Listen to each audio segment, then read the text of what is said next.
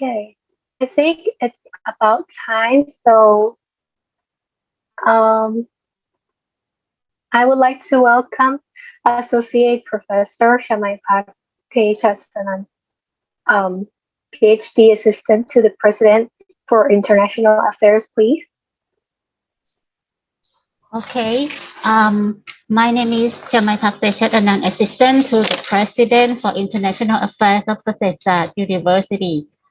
And to begin with, on behalf of KUSAm University, I would like to welcome all the 5 representatives from UNESCAP.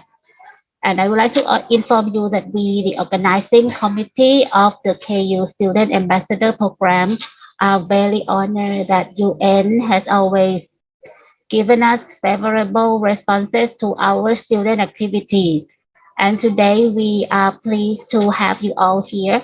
And before we start listening to your valuable talks, may I briefly introduce each of you to our students. The first speaker of this afternoon session is Dr. Anika Priyanon. She is a reference officer at the UNESCAP Library, Communication and Knowledge Management section. She has been with UNESCAP for more than 10 years and been responding to queries regarding the work of the UNESCAP from policymakers, academia, students, and members of the press from Asia Pacific and other regions. The second speaker of this afternoon session is Mr. Hakim Horton. He is a research assistant for the Sustainable Demographic Transition section of the Social Development Division of UNESCAP. Mr. Hakim Horton has also been working with the section for over 2 years, assisting with project implementation in the areas of aging population, youth empowerment, and international migration with a gender dimension. The third speaker is Ms. Hitomi Rankine.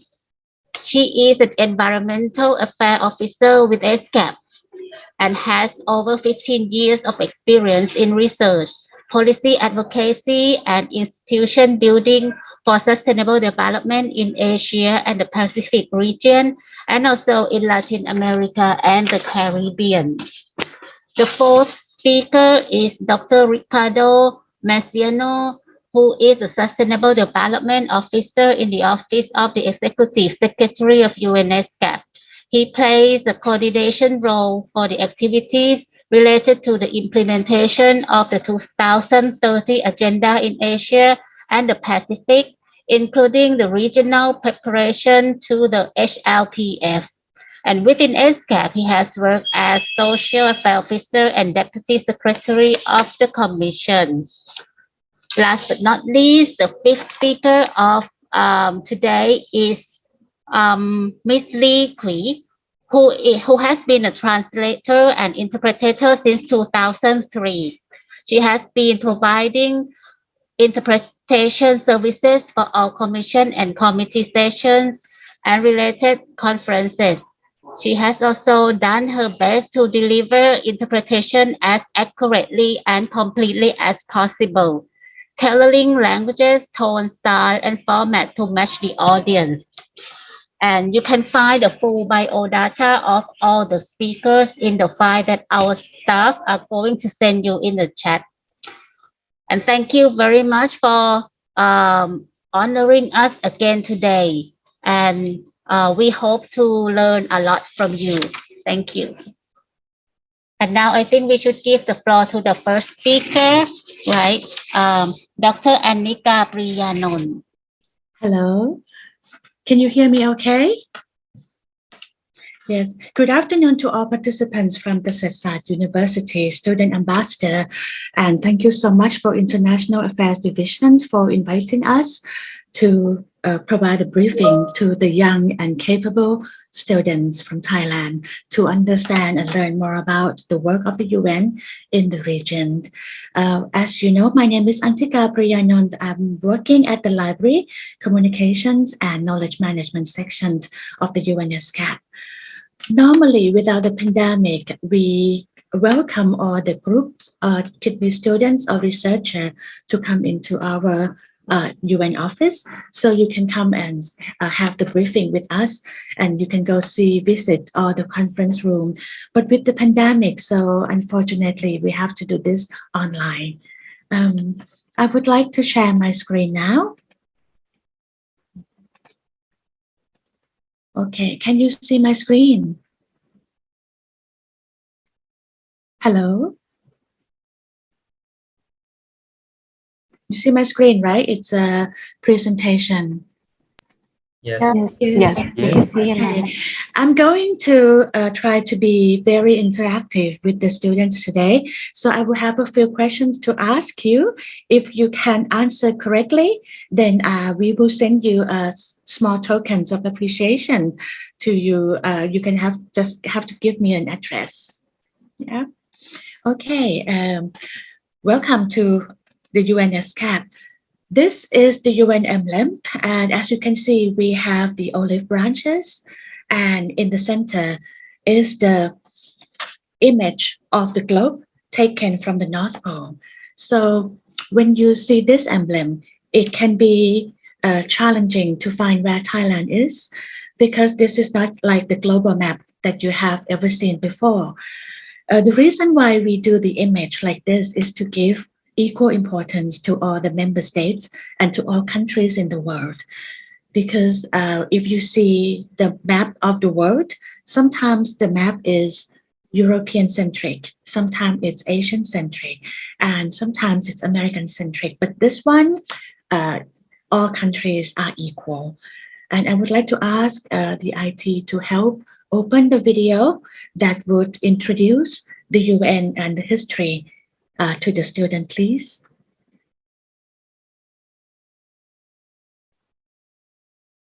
The United Nations, the United Nations, ที่รบกวนคุณเทียมทองช่วยเปิดวิดีโอได้ไหมคะ building up nations, the United Nations, the United Nations, the goals of peace and dignity and building up nations. Close your eyes, it's 1945, and so many people have died. The Second World War is ending, a violent slice of our history that needs some mending. Global leaders say we could do more. They see the need for an alternative to war. The beginning of the United Nations, an international organization. Instead of warring people crying in tissues, countries can meet and talk about world issues. Not a government that can enforce laws, but want world peace and believe in the cause. The Big Five took a chance. The US, UK, Russia, China, and France. Probably at a table round like tortillas, discussing the founding charter and ideas, laying out what the UN can and should do. Then 46 other nations came through. They met in San Francisco to edit, so 51 founding countries deserve credit. On 10/24/1945, all countries agreed the UN came alive. Their main goals, a nation building in peace. Now there's 193 countries in the United Nations, the United Nations, the goals of peace and dignity and building up nations. The United Nations, the United Nations, the goals of peace and dignity and building up nations. The UN has received praise, but also been criticized in ways. The main complaint over which many glower is the Big Five countries have too much power. They're on the UN Security Council as permanent members who will never have to bounce. You'll find there's other reasons for the hate, and some question the value of UN negotiation. It's failed in the past, like in Somalia, where thousands of refugees died from starving, bruh. Daily during their civil war, and the UN ceasefire was ignored. In Rwanda, many were slain. The UN did not do enough, some complain. It was genocide, so many people died based on the UN goals. Some think they let it slide, but they have been praised if you didn't know. Their agencies help people around the globe, like the World Health Organization. It works to cure diseases countries are facing. And through UNICEF they work and fight for the rights of children to give them a better life. They've saved over 90 million lives. And even won the Nobel Peace Prize. Many praise UN work that's evident, like negotiating almost 200 peace settlements and 600 international treaties. The stats could be written on the wall like graffiti. They help with the Cuban Missile Crisis. Maybe they can help address ISIS. Maybe one day you'll work for the UN. Tell me, are you out or are you in? The United Nations, the United Nations, the goals of peace and dignity and building up nations. If we do not want to die together in war, We must learn to live together in peace. I am confident that the goal of a World Security Organization is now within our grasp. Let us do it now. The United Nations, the goals of peace and dignity and building of nations.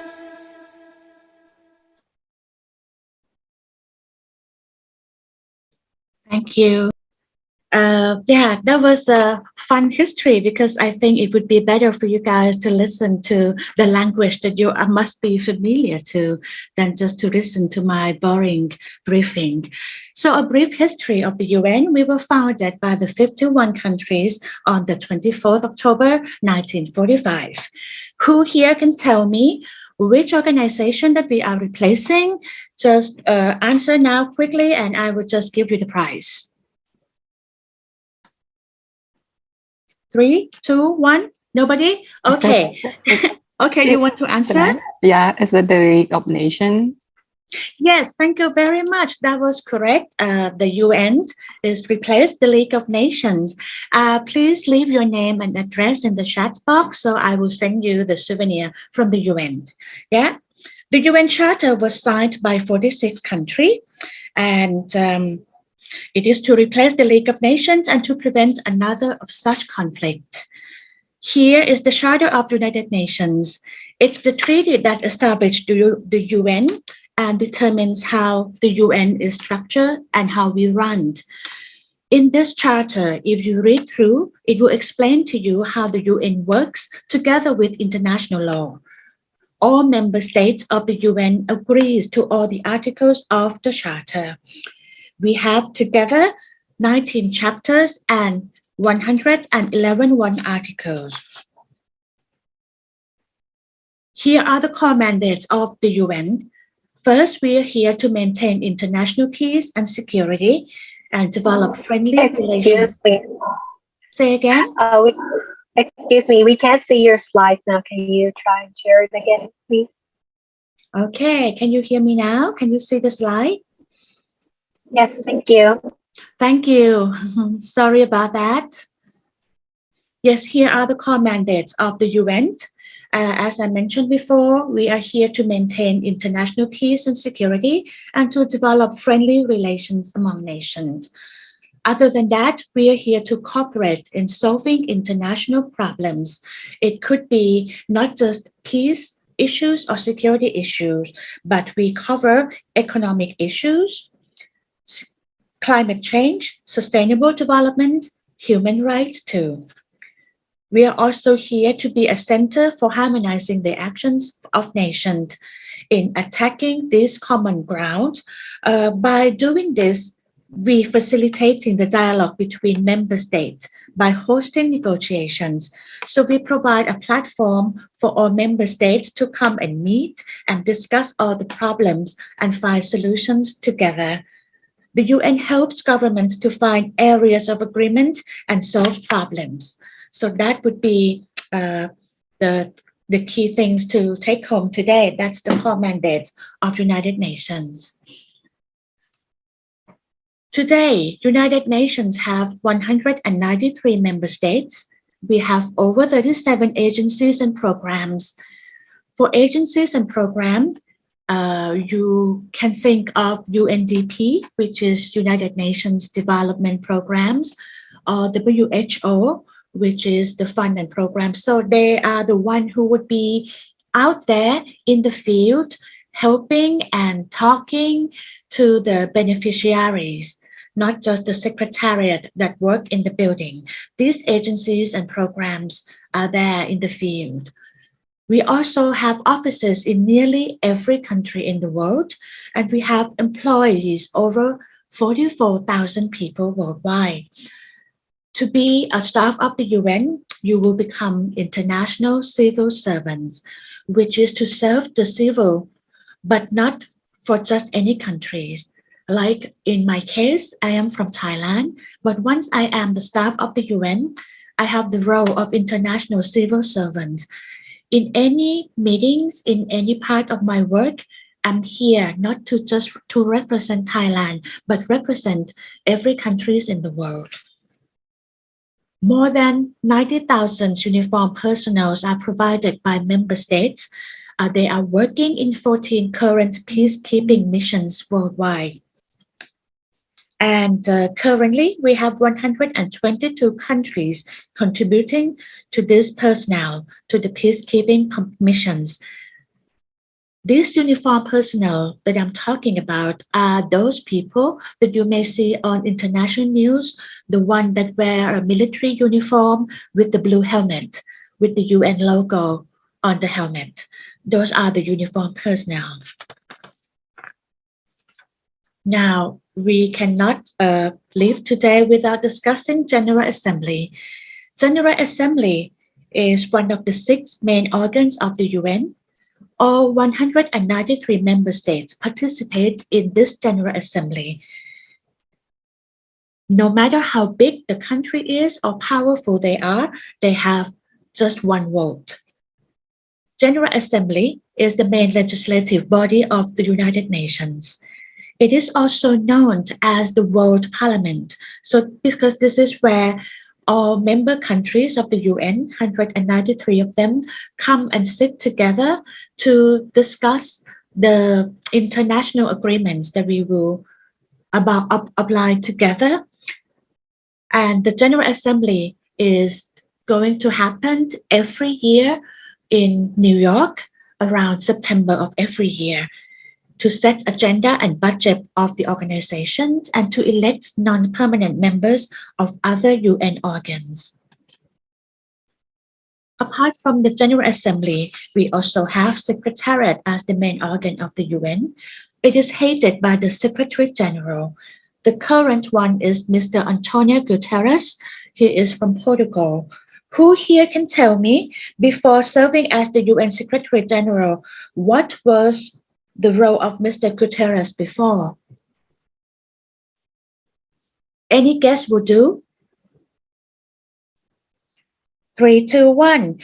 Before serving as the UN Secretary General, Mr. Guterres served as United Nations High Commissioner for Refugees for 10 years, from June 2005 to December 2015.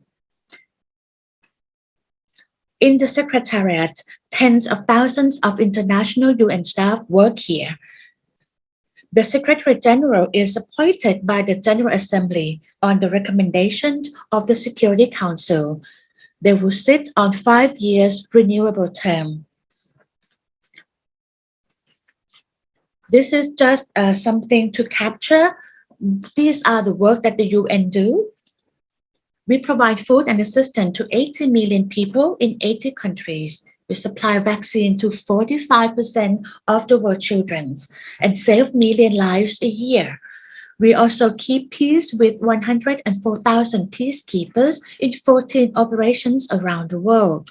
We tackle the global water crisis, which affects over 2 billion people worldwide. We also use diplomacy to prevent conflict, assist some 50 countries a year with their elections. And we also support maternal health, helping over 1 million women a month to overcome pregnancy risk.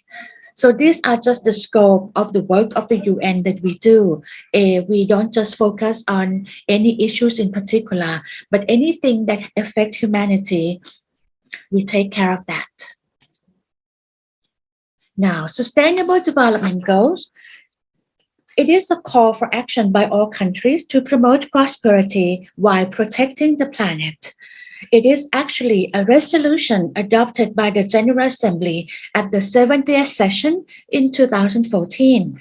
The resolution is entitled Transforming Our World, the 2030 Agenda for the Sustainable Development. So in the future, if you are going to pursue your postgraduate studies in international relations or anything that to do with the work of the UN, you will hear more of the word 2030 Agenda. That is the same as the Sustainable Development. And if you hear the word Transforming Our World, that's the title of the resolution that was adopted by the General Assembly. After my presentation, we will have my colleague helping you to discuss on the Sustainable Development Goals in details. Now, we come to United Nations ESCAP, which is the headquarters of UN in the Asia and the Pacific. What is ESCAP? ESCAP is founded in 1947. It was first named as Economic Commission for Asia and the Far East. But now we are Economic and Social Commission for Asia and the Pacific. The name was changed in 1974. It is to reflect both the economic and social aspects of our work, because in the past we focused only on economic. But with the name change, we also focus on social issues.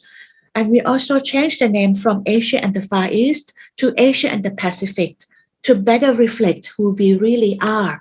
Because once you are here in Asia and the Pacific, you don't consider yourself as the Far East to anyone, right? So that's why we changed the name.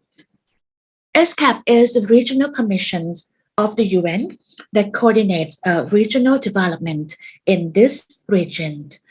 As a regional commission, we have our own membership of countries from Asia and the Pacific as well. What does ESCAP play? What are the ESCAP roles within the UN? We serve as a common voice for Asia and the Pacific on development, in particular in achieving the Sustainable Development Goal. We provide a space for countries in the region to develop common solution to development challenges. So every year between April to May, all ESCAP member countries will come to have a meeting called Commission Sessions in Bangkok. They will come here to discuss common solutions to development challenges that we face together as a region. ESCAP also assists countries as necessary to build their capacity to develop. This part of work we do through providing technical cooperations to different countries. We also provide analysis on economic, social, and environmental issues for policymakers in Asia and the Pacific. You can see from the ESCAP website, if you visit ESCAP website, worldwideweb.unescap.org/publications, you will see a variety of publications that we provide to help with the analysis for the policymakers in Asia and the Pacific. All these publications are available for your use for free of charge, so you can just go there and download our publications. I hope you will use them for your thesis in the future as well. ESCAP also have our own commission, which is the subsidiary body of the Economic and Social Council. ESCAP Commission is the primary governing body of ESCAP. So in Asia and the Pacific, the ESCAP Commission is also known as the Asia and the Pacific Parliament. So similar to the GA is the World Parliament, ESCAP is the Parliament for Asia and the Pacific, where member countries come and discuss the common problems, common issues that they are facing, and agreed on the way forward together. In the commissions, we have 53 member states and 9 associate members. Notice here on the word member states, this is not a typo. When we refer to ESCAP member states, the alphabet M is the small one, not the big capital. But if you use the big M, that means all 193 member states of the UN. So if you refer to ESCAP member states, it is small m like this. The Commission has subsidiary committees and conferences that deliberate on technical matters of development as well. Because every year, countries come to have a meeting. We cannot just discuss on everything. We have to have the different committee to focus on the certain issues so that those committees, which also have member states discussing. They will be the ones who propose the resolution, propose the way forward for the Commission to adopt. In ESCAP, we also have our own Secretariat, which is an extension of the UN Secretariat in New York. This Secretariat is headed by the Executive Secretary, and the current one is Ms. Amida Ali Shabana, who is the highest ranking of UN officials in the Asia and Pacific region. The Secretariat oversees and manages the overall work of ESCAP. We take strategic policy decisions for the work we do. We provide policy analysis and capacity building services to member states. And in ESCAP, we have over 600 international and national staff working here. These are the structure of ESCAP. As you can see, ESCAP Secretariat is in the center, but we work around the Sustainable Development Goals. So we have the three main pillars of the Sustainable Development Goals, which are environment, economic, and social. We have 8 substantive divisions working on energy issues, statistics, social development, information and communication technology, environment, transport, trade and investment, and we have another division on macroeconomic policies and financing for development as well. So everything that we do revolved around the Sustainable Development Goals because we are here to assist the member states to achieve the Sustainable Development Goals. If you can see from the map here, this one is just to point out that we have sub-regional offices in the region, and we have regional institutions as well. The reason why we have sub-regional offices is that Asia and the Pacific is the very vast region. The different sub-region has different priorities. They have different development priorities and they have different development issues. So we cannot just assume that one issue that we are discussing in Bangkok would help solve everyone issues in the region. So we have office in Pacific. The office is in Suva, Fiji. We have office in East and Northeast Asia, which is based in Incheon, Republic of Korea. We also have office in South and Southwest Asia in New Delhi, India. We have office in North and Central Asia, which is in Almaty and Kazakhstan. We also have regional institutions such as the Training Center for Information and Communication Technology for Development. This one is based in Incheon, Republic of Korea. We have Center for Transfer of Technology based in New Delhi, India. We have Center for the Development of Disaster Information Management based in Tehran, Iran. We also have Center for Sustainable Agriculture Mechanization based in Beijing, China, and Statistical Institute for Asia and the Pacific based in Chiba, Japan.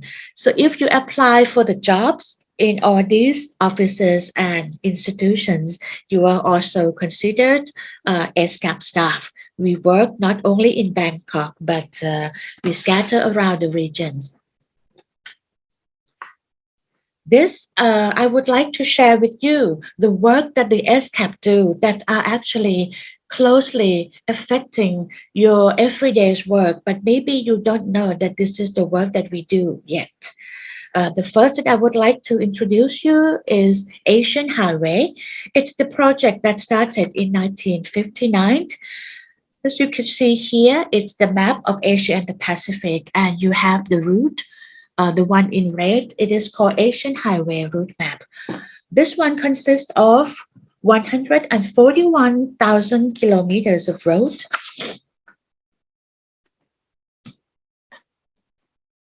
You can see here, this is the photo taken on the Asian Highway project initiation stage. It is a tie road in 1950. And if you drive a car, you will see all this AH sign. AH stands for Asian Highway. So if you could see, we have a local Thai road, number 4, right? But this road is actually assigned as Asian Highway Route number 2. We have Asian Highway number 1 and Asian Highway number 16. So in the future, next time you drive a car and you see this sign, you will understand that this is part of the work that ESCAP do. We coordinate the Asian Highway that would connect different countries to each other. And we have the map to provide. If you are interested to have the caravan tour after your graduation, you can also go to download this Asian Highway map from our website as well. Another work that we do is the disaster risk reduction. 14 years ago, the Indian Ocean tsunami hit the coast of Asia Pacific and contributed to the huge loss of life. Since then, much has been done to fill the gap in disaster prevention and risk reduction, and also early warning system. ESCAP play a significant role in this. We work together with member states, promoting tuned new technology and fostering early warning project through our Trust Fund for Tsunami, Disaster and Climate Preparedness, which was established in 2005. So the short of the title here is Tsunami Trust Fund. So if you hear the word Tsunami Trust Fund, it is also another work that ESCAP do. So we help with the training on evacuation. Asia and Pacific is the most disaster-prone region in the world. So not only that we are facing with tsunami risk, we also have other natural disaster coming to Asia Pacific regions a lot.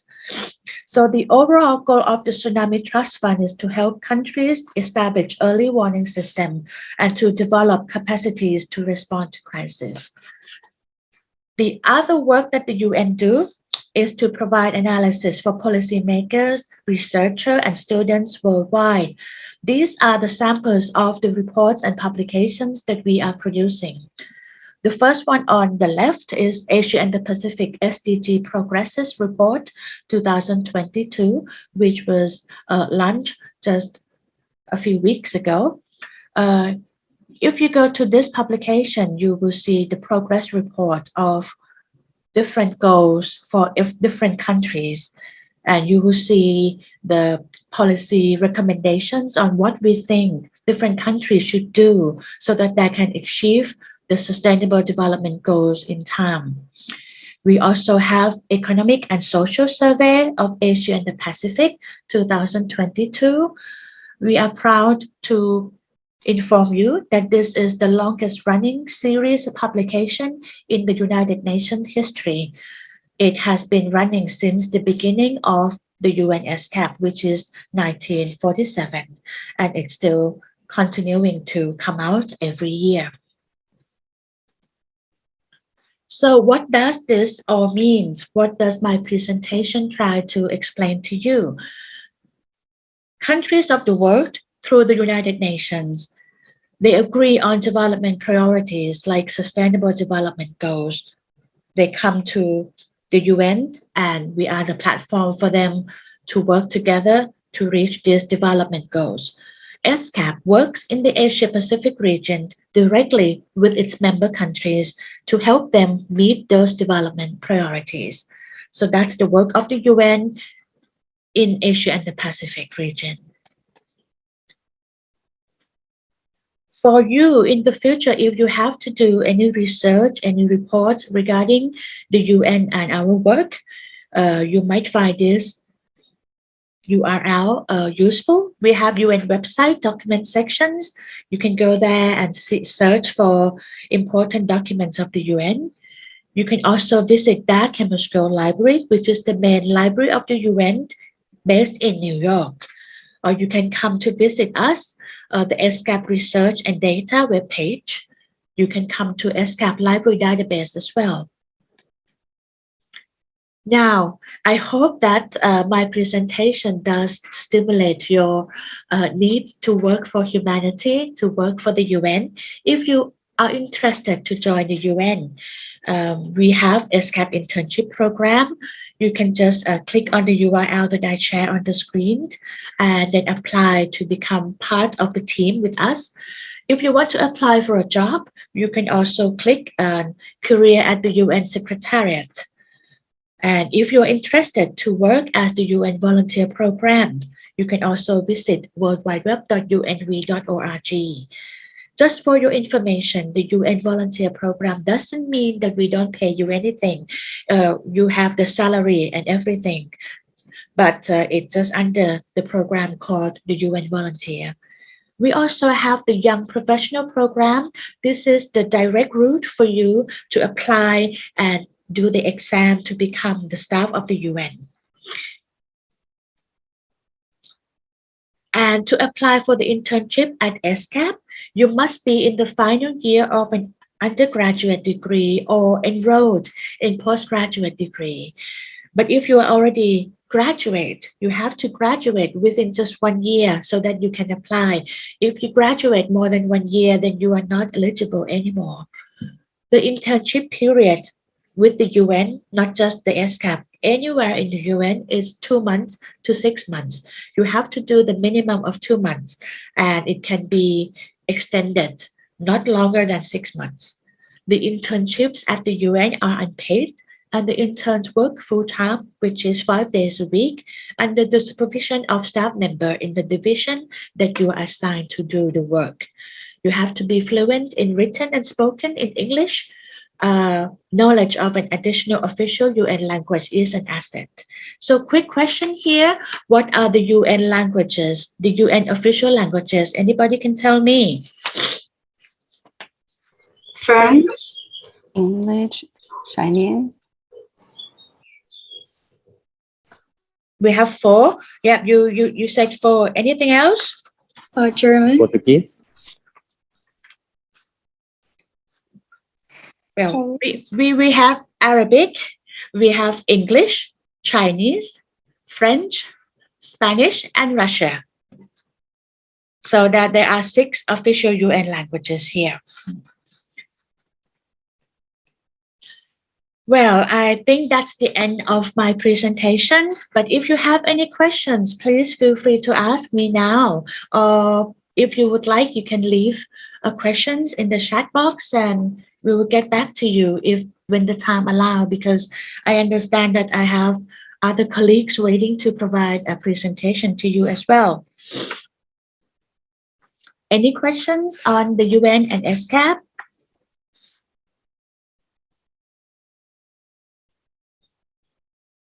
Great. I hope that means that I was doing a good job. But if you are shy and if you would like to provide a feedback to my presentation, I would love to hear from you. When you have the time, please scan this QR code and complete the participant survey for me so I can improve my presentation for next time. I have also sent this QR code to the organizers. So if you missed the scanning now, you can do it later. Yeah. So that's for me. Thank you so much. Can I see if you have already leave your address and name, the one who answered the question correctly? Yes, I leave it in the chat box. Thank you very much. Then Thank I will you. send it to you. Thank you. Thank you. So thank you for your time and listening to my presentation today. And I wish you all the best in the future. Thank you, Ka. Okay. Thank you, Dr. Anika Priyanon, for the overview of UNESCAP. I would now like to welcome another speaker, Hakim Horton from Social Development Division. Thank you.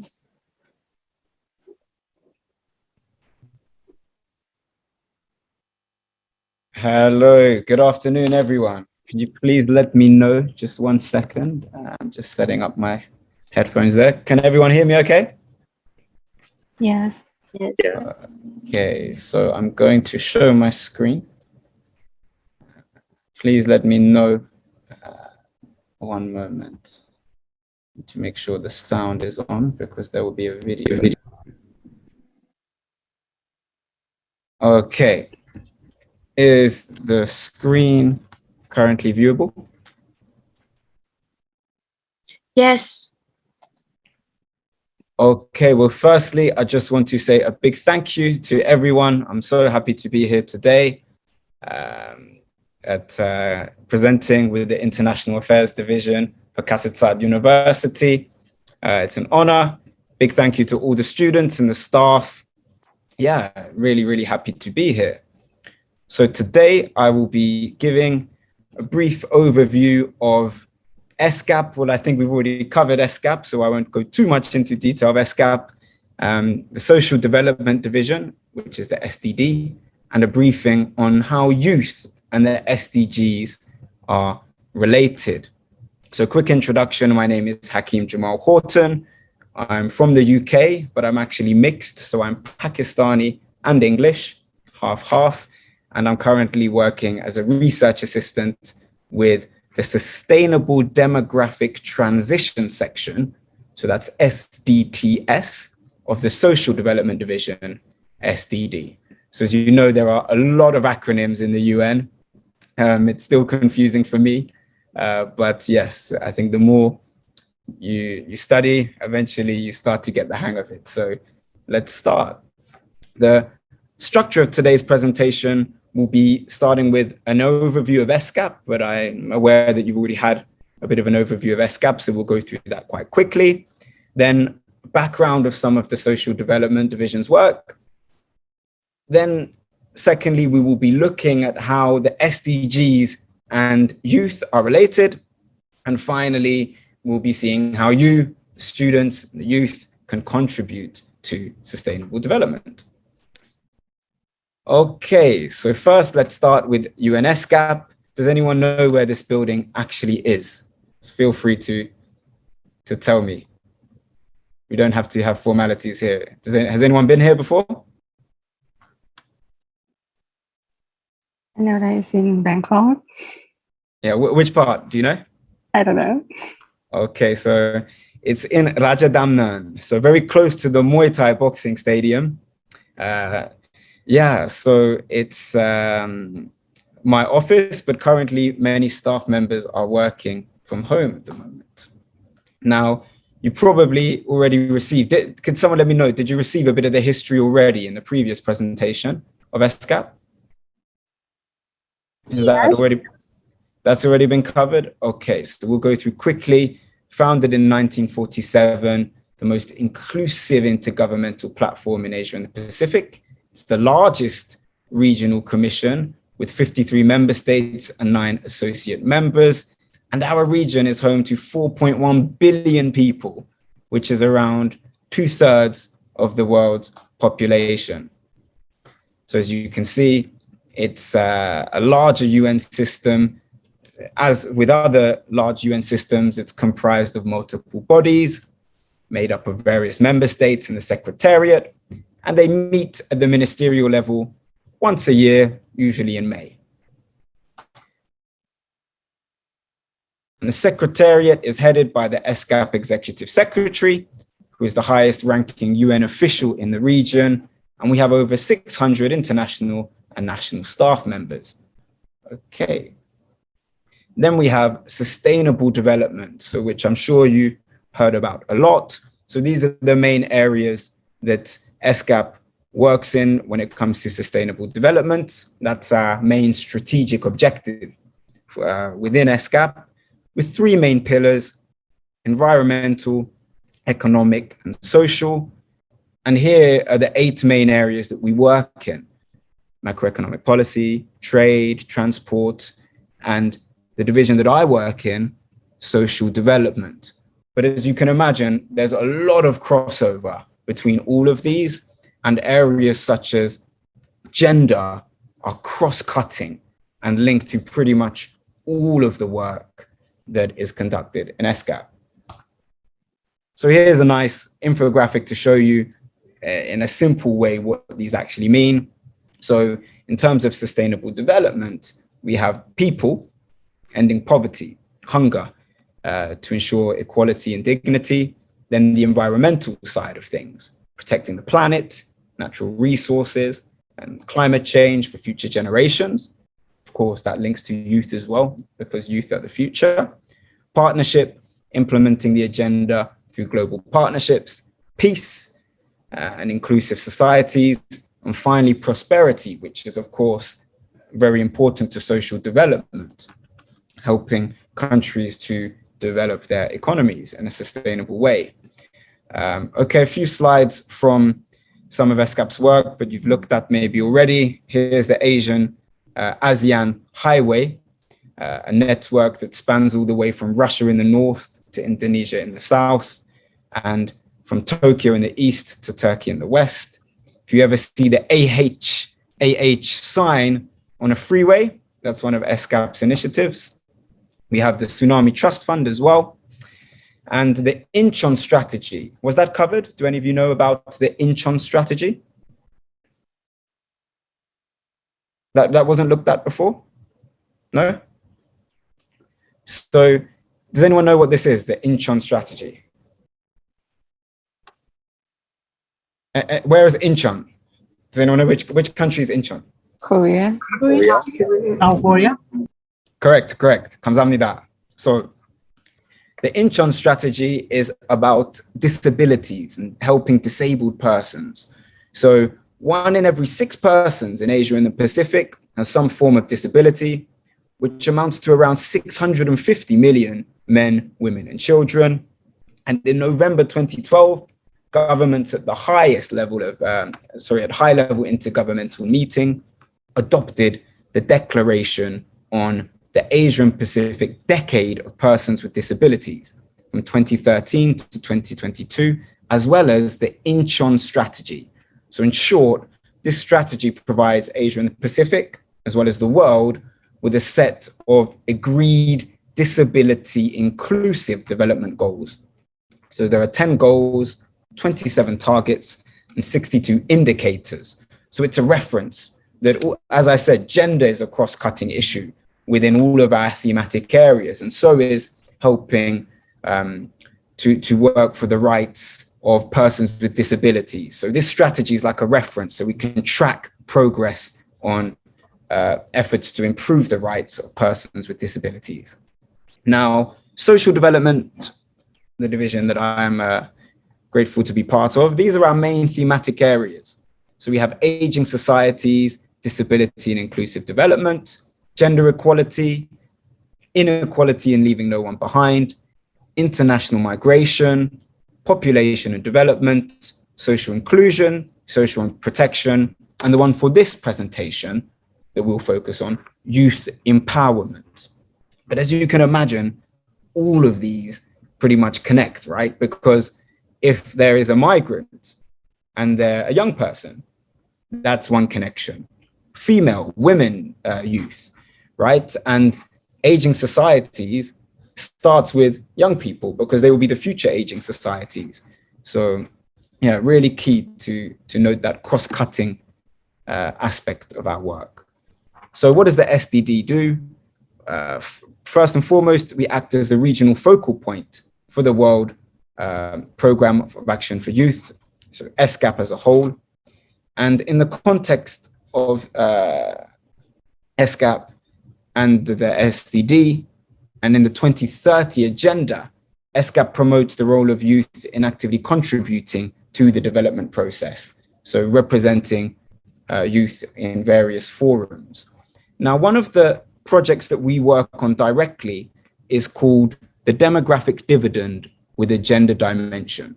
So it's quite a technical subject and we won't go into it too much, but one of the key aspects of our work is capacity building.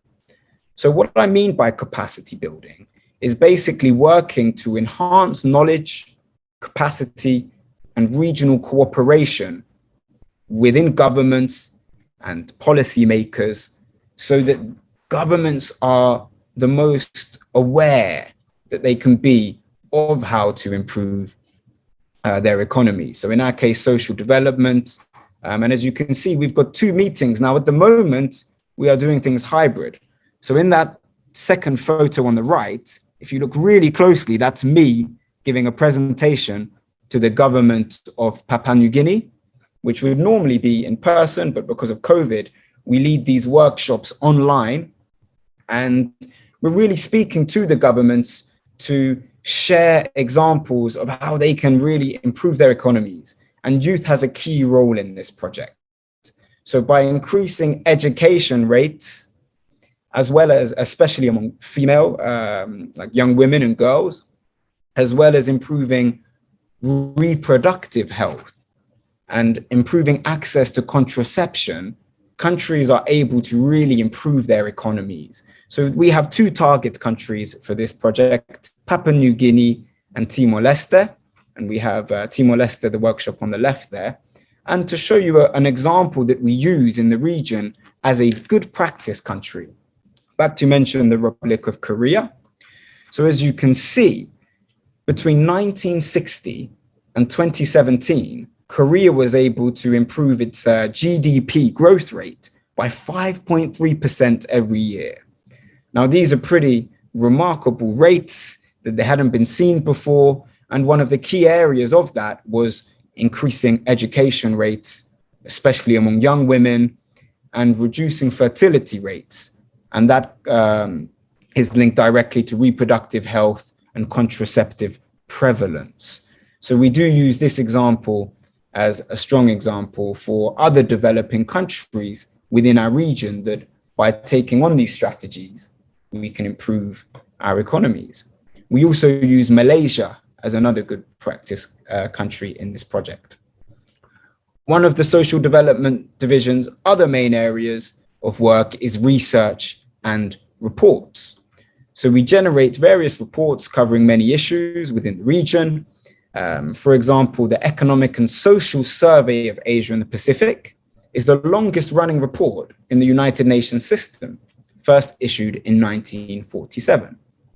We work independently, together with governments, civil society, stakeholders, and academia, such as you, universities, to pool knowledge together and really come up with the best content and ideas and guidance for policymakers moving forward.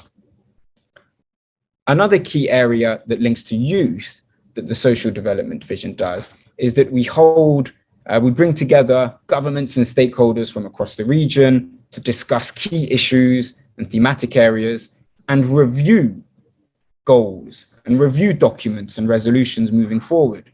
So this links to one of the points at the end, which is how do youth, what can youth do to contribute?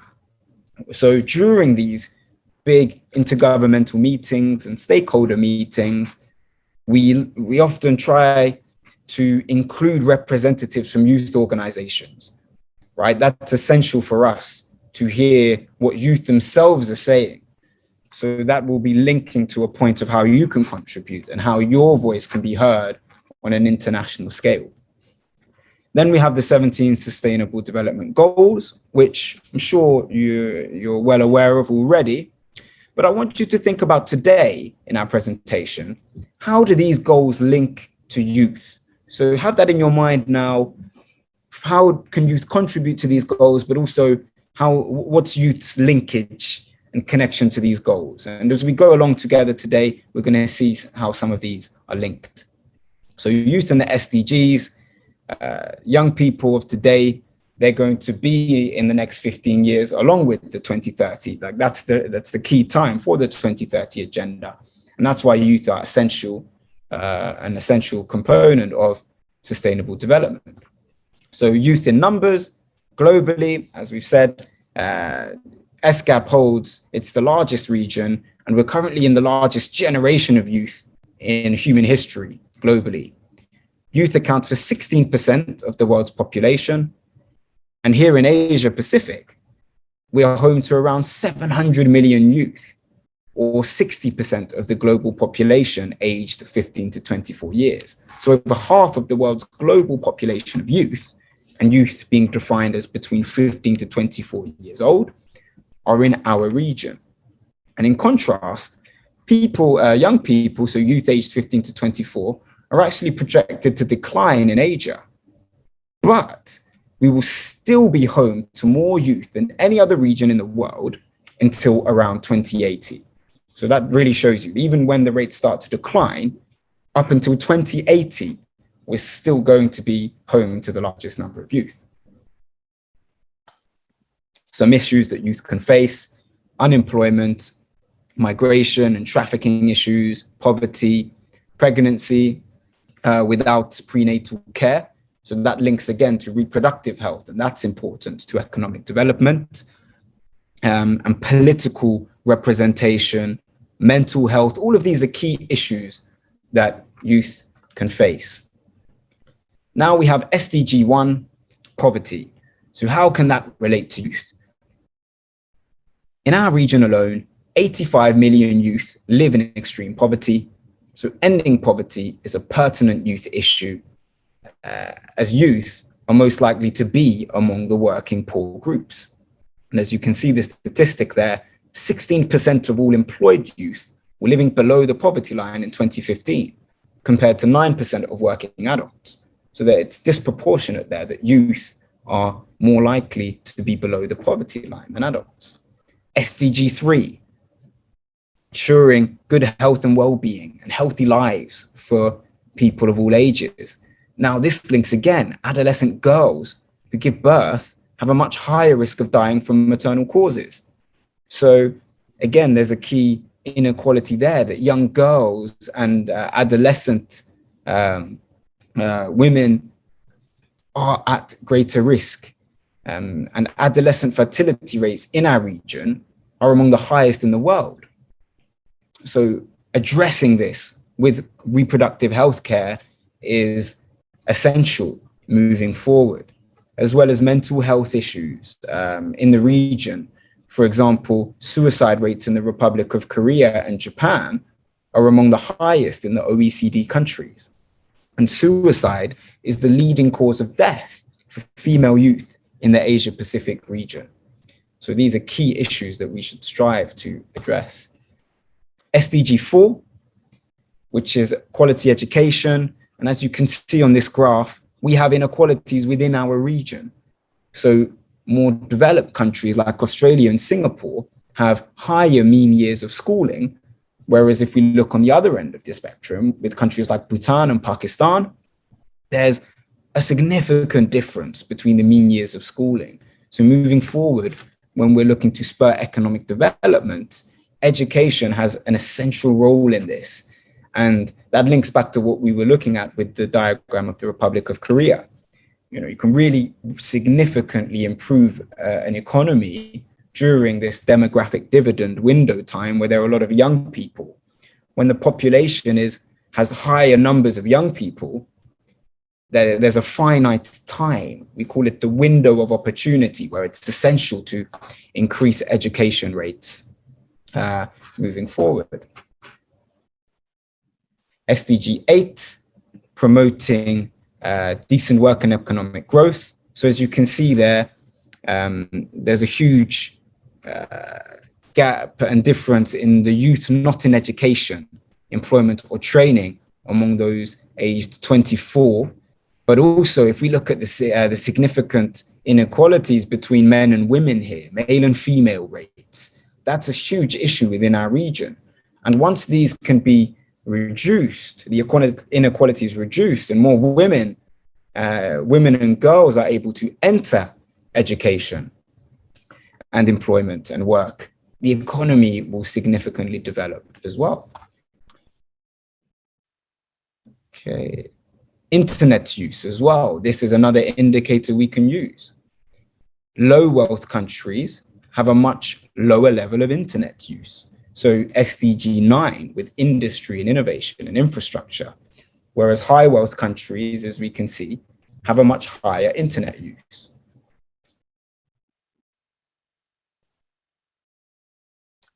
SDG-11, sustainable cities. As we know, I'm after living in Bangkok for a few years, the urbanization is, we have extremely large rates of urbanization within our region. And there's an increasing tendency in our region of young people, especially in Northeast Asian countries, to migrate from rural areas to urban areas. So making sure that these areas are safe and sustainable is essential. So we can see here the urban population has become increasingly younger, with as many as 60% of urban dwellers expected to be under the age of 18 by 2030. Peace, justice, and strong institutions. Now, this links to really youth getting involved in political processes. We know that across the region, there's a lot of distrust and low voter turnout. And this is why it's important to encourage youth organization, youth mobility, and networks among youth, and increase civic engagement and youth participation.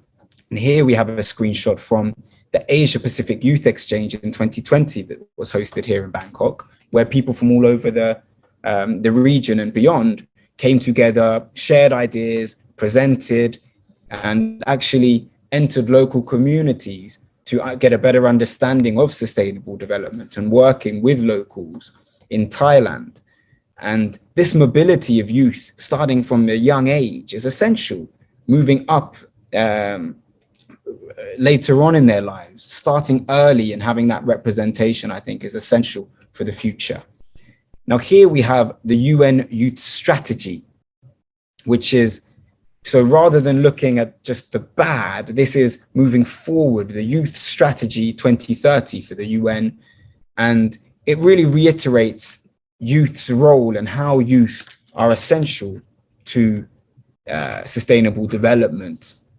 We have the 5 priority areas of engagement, participation, and advocacy, amplifying youth voices, informed and healthy foundations. So again, education and health cannot be stressed enough, their importance for achieving sustainable development. Economic empowerment through decent work, youth and human rights, protecting and promoting the rights of young people, and peace and resilience building. So these are the 5 key strategy priority areas for Youth 2030. Now, coming towards the end of the presentation, how can youth contribute? It's a simple message that I have for you, but it's the most important throughout everything that I've said in this presentation. Make your voices heard. How can you do that? So by joining youth advocacy groups, youth organizations, and participating in public debates and forums, you can make your voice heard. And I know that it can be intimidating and you may feel like you don't have a place there. And that's why I'm urging every student here to really reconsider their role, right? Being young doesn't mean you have to be outside of the debate. So yes, I would like to share with you a video from the Asia Pacific Forum on Sustainable Development, which is a yearly event with a clear message on why youth should participate in the review process of the SDGs. Now, hopefully the sound will work here and you may recognize the voice as well. So let me know if you recognize the voice from this presentation. Okay. So many problems, so little time. What's the world doing about it, and why should you care?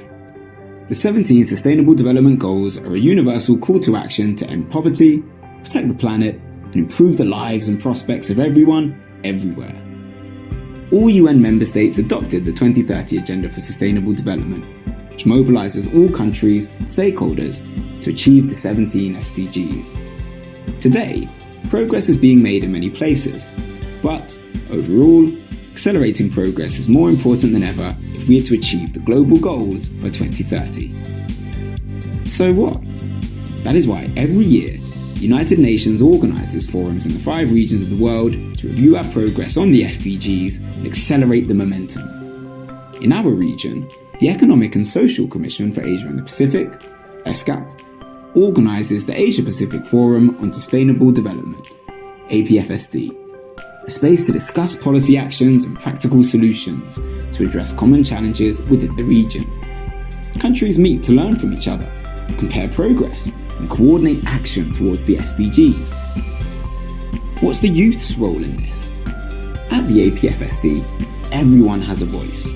government officials, business, scientists, and civil society representatives engage in policy debates, exchange good practices, and consult among peers. This process is consultative. Everyone has a voice, including youth.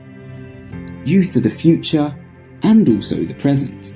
As drivers of change, youth participation is crucial to ensure policies are shaped in alignment with youth expectations and needs.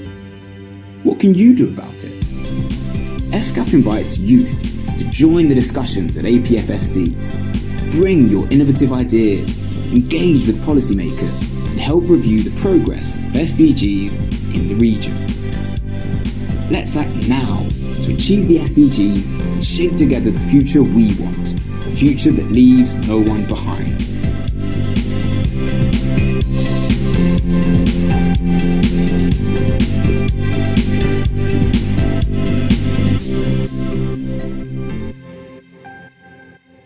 Okay, so final area of our presentation today will be ESCAP's Youth Policy Toolbox.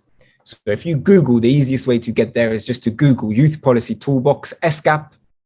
This is a platform that allows youth to share their ideas and initiatives, good practices with other youth, and importantly also with stakeholders, with their policymakers and governments.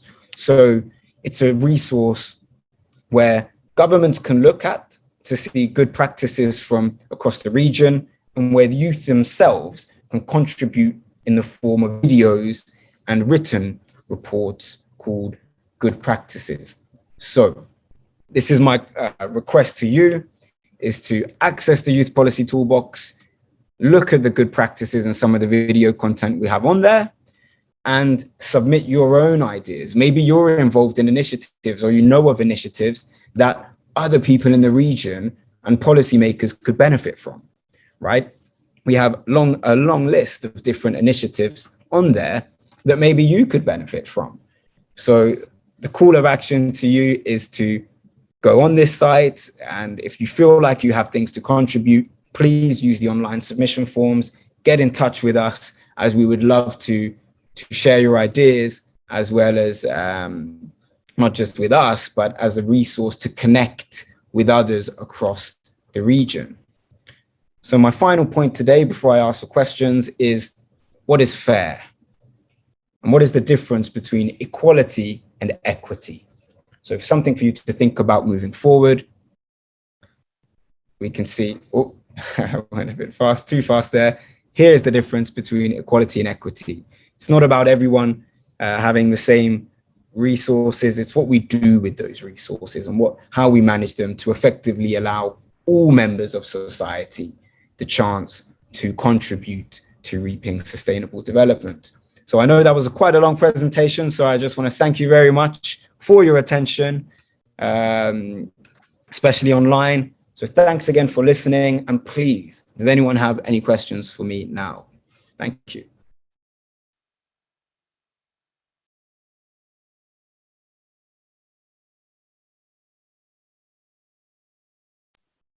Any questions at all? Don't worry if you think that it's related or unrelated. I'm happy for a few minutes here to answer. You can write it in the chat box as well if you're shy to speak. I do have one question. Yes. Since you're working at ESCAP in Thailand, what do you think is the most concerning issue for youth in Thailand? That's a really broad question, but to narrow it down to one of the issues that I mentioned already, I would say that just education is the answer to a lot of the youth, the problem. So whereas in Bangkok, it's highly urbanized, and I'm not an expert on Thailand, by the way, but just from my knowledge of Thailand, is that in Bangkok, we have quite advanced levels of reproductive healthcare and education, but in rural areas, there is a divide of educational opportunities. And that's what some of the work, we had the Asia Pacific Youth Exchange, they went into local communities and they were reporting on the differences there, access to education, internet, and for them to be able to grow and contribute. So I think rural and urban divisions is a key area moving forward that hopefully you on this call can contribute to in the future. Thank you. I totally agree. Which contributes to my next question, because me as a youth, what do you think I can do to help these problems? Amazing question. So this is an answer to everyone. Firstly, obviously education is important, not just university, but do your own research and learn and integrate with the different communities and make your voice heard. So feel if you and your friends or your colleagues, you come across things that you think could be improved, don't be afraid to innovate. We had on the youth policy toolbox, there are some youth from Nepal, and they were creating an app to help with education in different communities, make things more accessible. So firstly, whatever your ideas are, obviously keep working on those together. But secondly, make your voice heard, take those ideas to different people, share it with as many different organizations, including the UN, Youth Policy Toolbox, different forums, right? So yeah, I would say that it's important not just to have your ideas, but really it's difficult, right? Getting out of your comfort zone, speaking in front of people. It's something that I would say in coming from the UK, we're encouraged more to do it from a young age. Whereas in Thailand, I notice working with my colleagues in other Asian countries, especially East Asian, people are a bit shy to voice their opinion. And especially with the hierarchies, no, you're older than me, so you have to speak. In these sort of things, we have to go against the culture a little bit and not feel scared or nervous to share your ideas on platforms like in the video shown. So yeah, don't be shy basically in sharing your ideas. Thank you.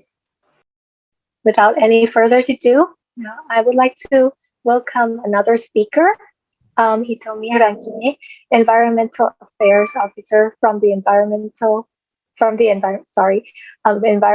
and Development Division. Thank you very much, Kunjiji, and hello to everybody from KUSAm University. It's a university I really admire because you have a fantastic forestry program. So I'm really pleased to talk to you about environment and development issues in the Asia-Pacific region and what ESCAP is doing about it. I'll just share my screen now for my presentation. Just to say that if you have any questions at any point, please just open your mics. I want to make it informal, so please feel free to interrupt. Okay, great. Okay, so I'll start the presentation. All right, so you all see this, right? Great. So I'm going to discuss the ESCAP activities on environment and development in Asia and the Pacific. Kunjiji has introduced me already. Just to say that in addition to what she mentioned, I have studied environmental management and public policy as well as law. And in a sense, my academic background is very, very interdisciplinary, and it set me up very well for the work that I'm doing now with ESCAP. So just something that I wanted to share. All right. So I will start with looking at what's happening with environmental issues in Asia and the Pacific. And what you see here is one of the key graphs from our latest SDG progress report. You now know what the SDGs are. And you can see that what is in the circle, right, is what we call the environmental SDGs, right? And you can see among all of the SDGs which are presented here, the environmental SDGs are in fact the least behind, right? If we're talking about progress towards 2030 targets, environmental SDGs are the least behind, right? And here we're talking about SDG 11, which deals with sustainable cities and communities, SDG 12, which deals with responsible consumption and production, SDG 13, which deals with climate action, 14, which deals with life below water, and 15, which deals with life on land. So you can see that from this graph, that climate action is actually going in the wrong direction, and life below water, which is all the issues related to coastal areas and oceans, really going completely in the wrong direction. So we have a huge problem in the region, and the question is really, why is it so difficult to reverse environmental degradation? Right? Okay.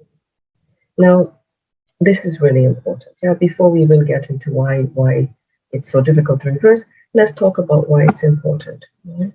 So ecosystem services are in decline, and ecosystem services are the services that natural environment provides to people and to the economy, right? And they are provided when the ecosystems are functioning well. But what we see in Asia and the Pacific is that 28% of Asia Pacific land is degraded. Now, when we say that the land is degraded, it means that the forest cover is being reduced. It means that the soils are not in good quality. And it means that it's not able to produce food appropriately. It's not able to hold back landslides, for example. And it's not able to make sure that the water system is working well, right? And when we look at the ecosystems which are mostly in danger, right? We see forests, we see the high ecosystems, the mountainous ecosystems, inland freshwater systems, wetlands, coastal systems. And these are among the most threatened, right? Forest losses are among the biggest in the world, right? Especially in Southeast Asia, right? And regional seas are severely overfished, and there's plastic and other pollution, right? So when this happens, you see impacts on people, right? These impacts are not small, right? So we can talk about population displacements, right? Due to natural disaster and because of livelihoods being disrupted. You have natural disaster being a major driver of this. You have food insecurity, water insecurity, health impacts, including zoonosis. There has been a discussion that COVID is emerging because of viruses jumping from species from animal species to human species to humans. You have water insecurity because the frequency of drought is going to be increasing. Yeah. And as I said, economic losses. Right.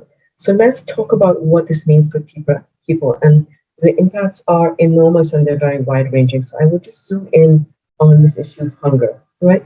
So you would think that by now, with the massive investments in agriculture, with all of the technological advances, that we are able to combat this basic need for food, which everyone should have a right to, right? However, some 375 million people in Asia and the Pacific faced hunger in 2020. And this number is huge, but the problem is that it's increasing, right? So we had a 54 million increase in 1 year only in 2019, right? And in 2020 alone, 1.1 billion did not have access to adequate food, right? And this increased by almost 150 million people in just 1 year, right? Now, beyond this, 1.8 billion people cannot afford a healthy diet, right? We can only ensure that people have a healthy diet if agriculture is sustainable, right? If the inputs are not heavily relying on agrochemicals, right? So we have serious issues relating to ecosystem services and hunger related to the decline of ecosystem services. All of you know what's happening now with the war in the Ukraine and the projected impact that this is going to have on the availability of food in the world, right? We already see that energy prices are increasing. And as energy prices increase, usually you see an increase in the price of food, right? There's a very close correlation between energy prices and food prices. So we can imagine that this is going to get much worse. And people say that this is one of the looming crises that we are not paying attention to, all right? Now, the issue beyond the war that's happening is that, as I said, ecosystem services are in decline, which means that agricultural systems are going to be less able to meet needs. So we have some crises which are converging that we need to pay attention to. Okay. So why is it so difficult to reverse these negative trends? Right? So we have market failures. So we talk about in environmental policy, environmental externalities. So these externalities are negative environmental impacts and positive environmental benefits that are not reflected in economic systems and in the market directly, right? And very often they should not be in the market. So for example, who pays for clean air? Who pays for clean water? Very often no one pays for it. But because no one pays for it, it means that there is very limited interest to invest in it, and it means that very easily the rights of people to these fundamental resources are not fulfilled, right? Another reason, another way in which the market fails is that there are perverse incentives in the economic system. So the economic system fails to deliver the most rational results, right? Those of you who follow economics should be kind of familiar with these ideas. But the main point is that the economic system is not working in a way that is aligned with delivering a clean environment. So for example, we know that the energy prices are increasing, but in fact, if we paid the real price of energy, we could imagine that the price of energy would be 1.5 or 2 times what it is, right? Prices are as low as they are because governments pay a lot of money to keep these prices artificially low. And when you have low prices, we don't pay attention to how much energy costs, and we use energy wastefully, right? We love air conditioning, we love our cars, and this has a real impact on greenhouse gas emissions, right? So the economic system is not functioning in a way that is leading us to the direction of a clean environment and a healthy environment, right? So another reason why it's difficult to reverse negative trends is because of the factors related to inequality in society and the lack of delivery on human rights. And this is increasingly at the center of international discussion, right? The Council on Human Rights has recognized environmental rights as a human right, right? And this happened last year, okay? So now economic actors can step in to provide ecosystem services that are lacking. So for example, if it's too hot, we can put on our air conditioners. Air is polluted, we can buy an air purifier, right? There's other technology that can clean things up. However, this can be afforded by the better off only. And because the better off can find ways to rise out of degraded environments, the incentives for economic actors to clean up the environment are lower than they should be, right? We also see that these negative externalities, so pollution and degraded air, chemical impacts, etc., are felt mostly keenly by lower income groups. And these groups often have no redress. So there's no way to claim their right to this clean environment, and therefore they continue, right? There's a lack of civic engagement, power imbalances in society, elite capture. And elite capture happens when the elites, people who are better off in society, can influence decision-making inappropriately or to their benefit. And this essentially leaves out a whole layer of people who are not able to claim their rights to a clean environment, and then therefore that means policy does not respond to these needs, right? And then you have planning and institutional failures, right? So we don't adjust our policies to account for rising environmental pressures over time, right? Right now we know that, for example, climate change is a really big issue. We are not increasing our ambition to address climate change with enough urgency, right? We have short-term thinking. We really prioritize our needs right now without thinking about the long-term issues. The science policy interface is very weak. So it means that policy making is not very often very well founded in science-based evidence, right? We have policies which are really based on silos. So you have the social policies, which are developed alongside environmental policies and alongside economic policies, and very often they are not brought together, right? And finally, on this slide, we have lack of cooperation on transboundary ecosystems and environmental commons. So for example, we talk about the Mekong River system. We have an institution that deals with the Mekong River, but it is so politicized that it's almost paralyzed. It's an example of how transboundary ecosystem management is really difficult and can be politicized, and very often governments just stay away from it. But it's needed, right? Because all governments impact on transboundary ecosystems in some way, and they benefit, right? However, it's very difficult to cooperate in a really successful way, okay? And there may be any other factors, right? Does anybody want to say anything at this point? Want to comment? Gigi, if you could help, because I can't see the raised hands. Okay. Any questions? No. All right. Okay, so I continue.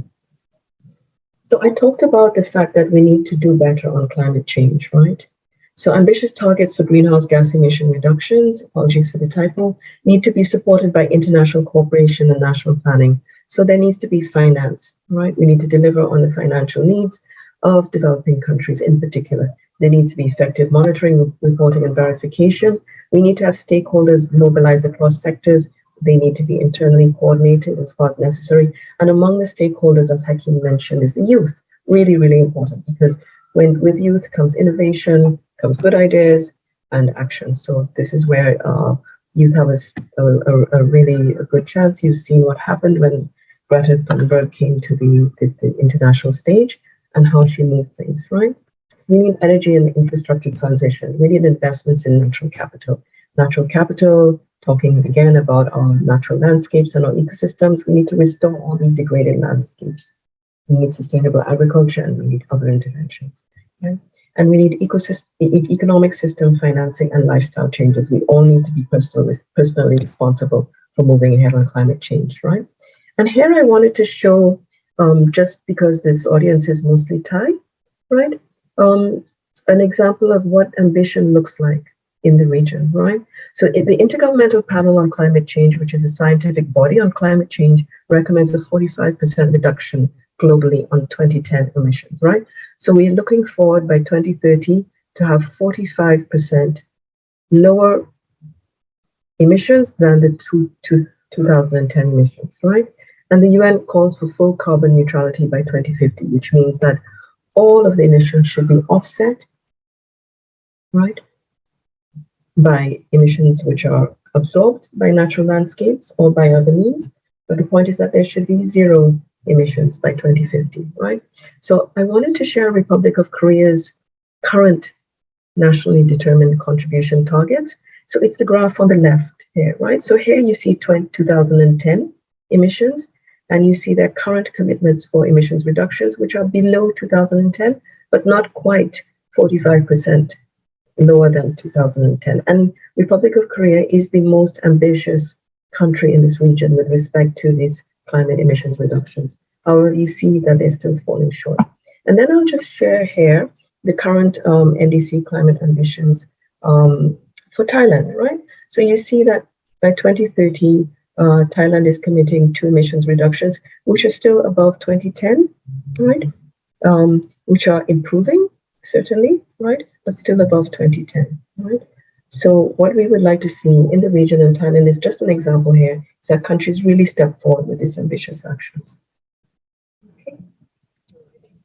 So what is ESCAP doing in terms of our work towards reversing these negative trends, right? So we have four main areas of work, four streams, right? The first one is raising climate ambition. So we work with the governments to make sure that they have the information they need to go for higher climate targets, yeah? We work towards safeguarding ecosystems, right? And this is contributing towards the post-2020 biodiversity framework. This is a framework which is established under the Convention for Biodiversity, right? Then we have a Clean Air for All program, which is really focused on working towards the follow-up to the International Day for Blue Skies. And I would say that we are also working towards a regional agreement on air pollution, right? We have Cities for Sustainable Future, which is another program of work, and it's responding to the new urban agenda, right? And the Asia Pacific Urban Forum outcomes, right? So on the left of the screen, you see all the international agreements which are informing the work that we do in ESCAP. And in addition to these, we have two cross-cutting areas of work. We have area of work on environmental governance, because governance is really talking about the way in which institutions, the formal and the informal institutions, work together to deliver on public goods, right? And we have a program around environmental governance which cuts across all of these areas. And then we have programmatic work on green growth. And this is really focusing on the economic system changes that need to happen. Okay, so quite a lot of work happening. And this work is divided into 4 areas. We have our intergovernmental processes, right? Bringing the governments together. We have capacity building, which is bringing the policymakers and the technical officials together across countries and sometimes within countries to build their capacity on new methods, on new frameworks for monitoring, new policies, and so that they can also learn from each other. So a lot of work on capacity building happens. So we have also an area which we call technical assistance or technical cooperation. It's largely technical, where we go directly to a country because they have requested us to provide specific support, right? An example of this is where governments are requesting help to strengthen their monitoring and reporting mechanisms on greenhouse gas emissions. So that would be where we would bring an expert to the government to help with this, okay? And then we create knowledge. Knowledge means research that we do on new policies. The work that we've done on environmental governance really looks at how stakeholders, for example, can shape better environmental action, better environmental process. We issued a call for case studies, and we reviewed and analyzed these case studies and shared the results with in a publication. So that's an example of knowledge that we produce. So there are 4 types of work that we do. Okay, and a little bit of a glitch on this slide, so I will just go ahead to bring up all the elements. So what we are doing can be summarized very shortly by saying that we're delivering regional public goods to protect global and regional environmental commons, right? So public goods are goods which are shared among all member states, members of the public, which would not be delivered without a specific by the market, right? Which bring the public together, right? Elements of the public, different institutions, different stakeholders together to create knowledge and to create processes. So along the bottom, right, along the green row, we have our thematic areas of work. So we do integrated policy approaches and tools. We have executive training, stakeholder engagement, climate action readiness, ecosystem health. We have an initiative on green growth, and we have ecosystem health work. So these are all our programmatic areas of work. And these support these yellow blocks in the middle, which are all our intergovernmental processes, our main intergovernmental processes. We have an Asia-Pacific Urban Forum, which brings the cities across the Asia-Pacific region together every 5 years, sorry. We have the Environment Development Committee, which happens every 5 years. And we have our ESCAP session, which meets annually, right? I think Anika would have mentioned it, right? So all of our programmatic work supports our intergovernmental discussions. And then out of this comes the mandates and the impetus for specific mechanisms for working with member states. So we now have a regional ocean decade, which brings member states together, right, around advancing on oceans. We have an ASEAN resources panel, and this is our science policy interface on everything to do with resources. It's in development. We have a Southeast Asia dialogue and access rights, so access to environmental participation. We have voluntary local review support program for cities. And we have a regional modality on air pollution, which is again in development. There's an asterisk there. And we have a Penang platform for sustainable urban development. And we are also working with the ASEAN Secretariat to do, and with Southeast Asia countries on looking at the feasibility of carbon markets for Southeast Asia. Okay. So I will point out one area of work that we did, which was really interesting. We developed a futures report. We looked at what would Asia and the Pacific look like in 2040. And what was interesting about this piece of work was that it was participatory foresight. It was facilitated by one of the top experts in the world in participatory foresight, which is a critical skill for policymaking, especially for young people now, right? This report identifies transformation paths for the region, and it's based on inputs from governments, private sector, youth, and other. So it's not the kind of report where experts got together by themselves and decided what the future should look like. This really looked at the ideas and it was shaped by discussions among different stakeholders who normally would not get to meet, right? And this is one of the things that ESCAP is increasingly doing, is trying to see how can we, as a UN body, become more inclusive in the work that we do. So I would invite you to visit it. It's a very interesting piece of work. Okay. I will share here finally some country level support examples, right? So we're looking at needs-based climate finance in Central Asia. We supported Bhutan in developing its environmental strategy. We're looking at accelerating SDG-14 implementation in the Pacific. So this is around oceans. We are doing research on understanding what are the air pollution sources in ASEAN. Right? And 3 other areas of work.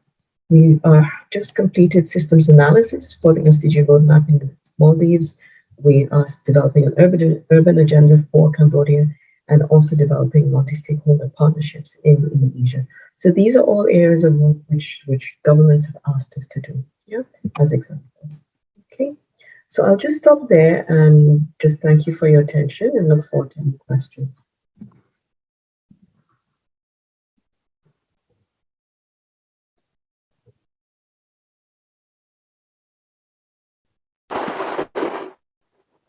Okay, does anybody has a question? No? Okay. I do. Actually, can I ask? Okay, please. Okay, you mentioned something about cooperating with youth, right, with environmental issues nowadays. So I was just wondering if ESCAP has any, participants that are youth in, previous projects. If you have any like interesting projects cooperating with youth, I would really like to know about it. Thanks very much for that question. Okay, so actually one of the things that I do in ESCAP is I work on stakeholder engagement. And I have been doing that for about 10 years. And the youth has been an important part of this work. And so right now, for our Asia Pacific Forum on Sustainable Development, every year, the youth get together, and maybe there are about 500 of them by now, whether now it's been virtually, but they get together to discuss all of the issues that we're going to talk about with the member states, with the governments, and they issue their own document, which is informing the governments about the concerns of youth. Right? So this is one area in which youth participate and actually contribute very strongly, right? Right now, I mentioned that we're preparing for developing an air pollution agreement. And I've just been in contact with a coordinators for a group of youth, Asia Pacific youth, who are specifically interested in environmental issues. And they have done work on air pollution.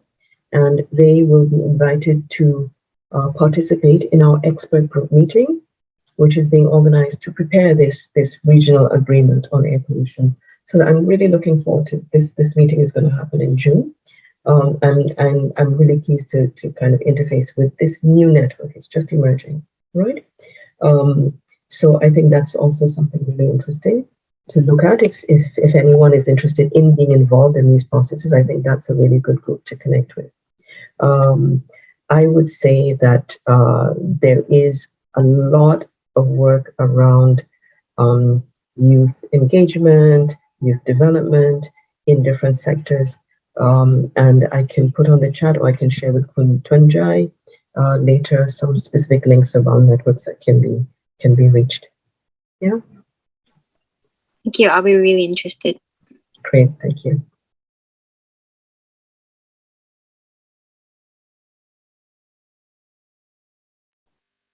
Okay, any other questions?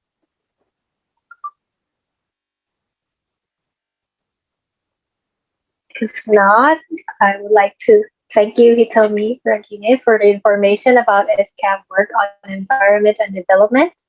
We're running short on time, so yes, thank you.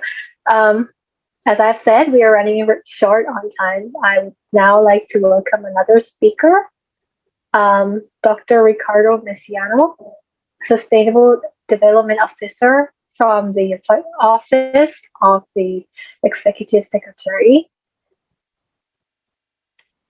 Hello, can you hear me?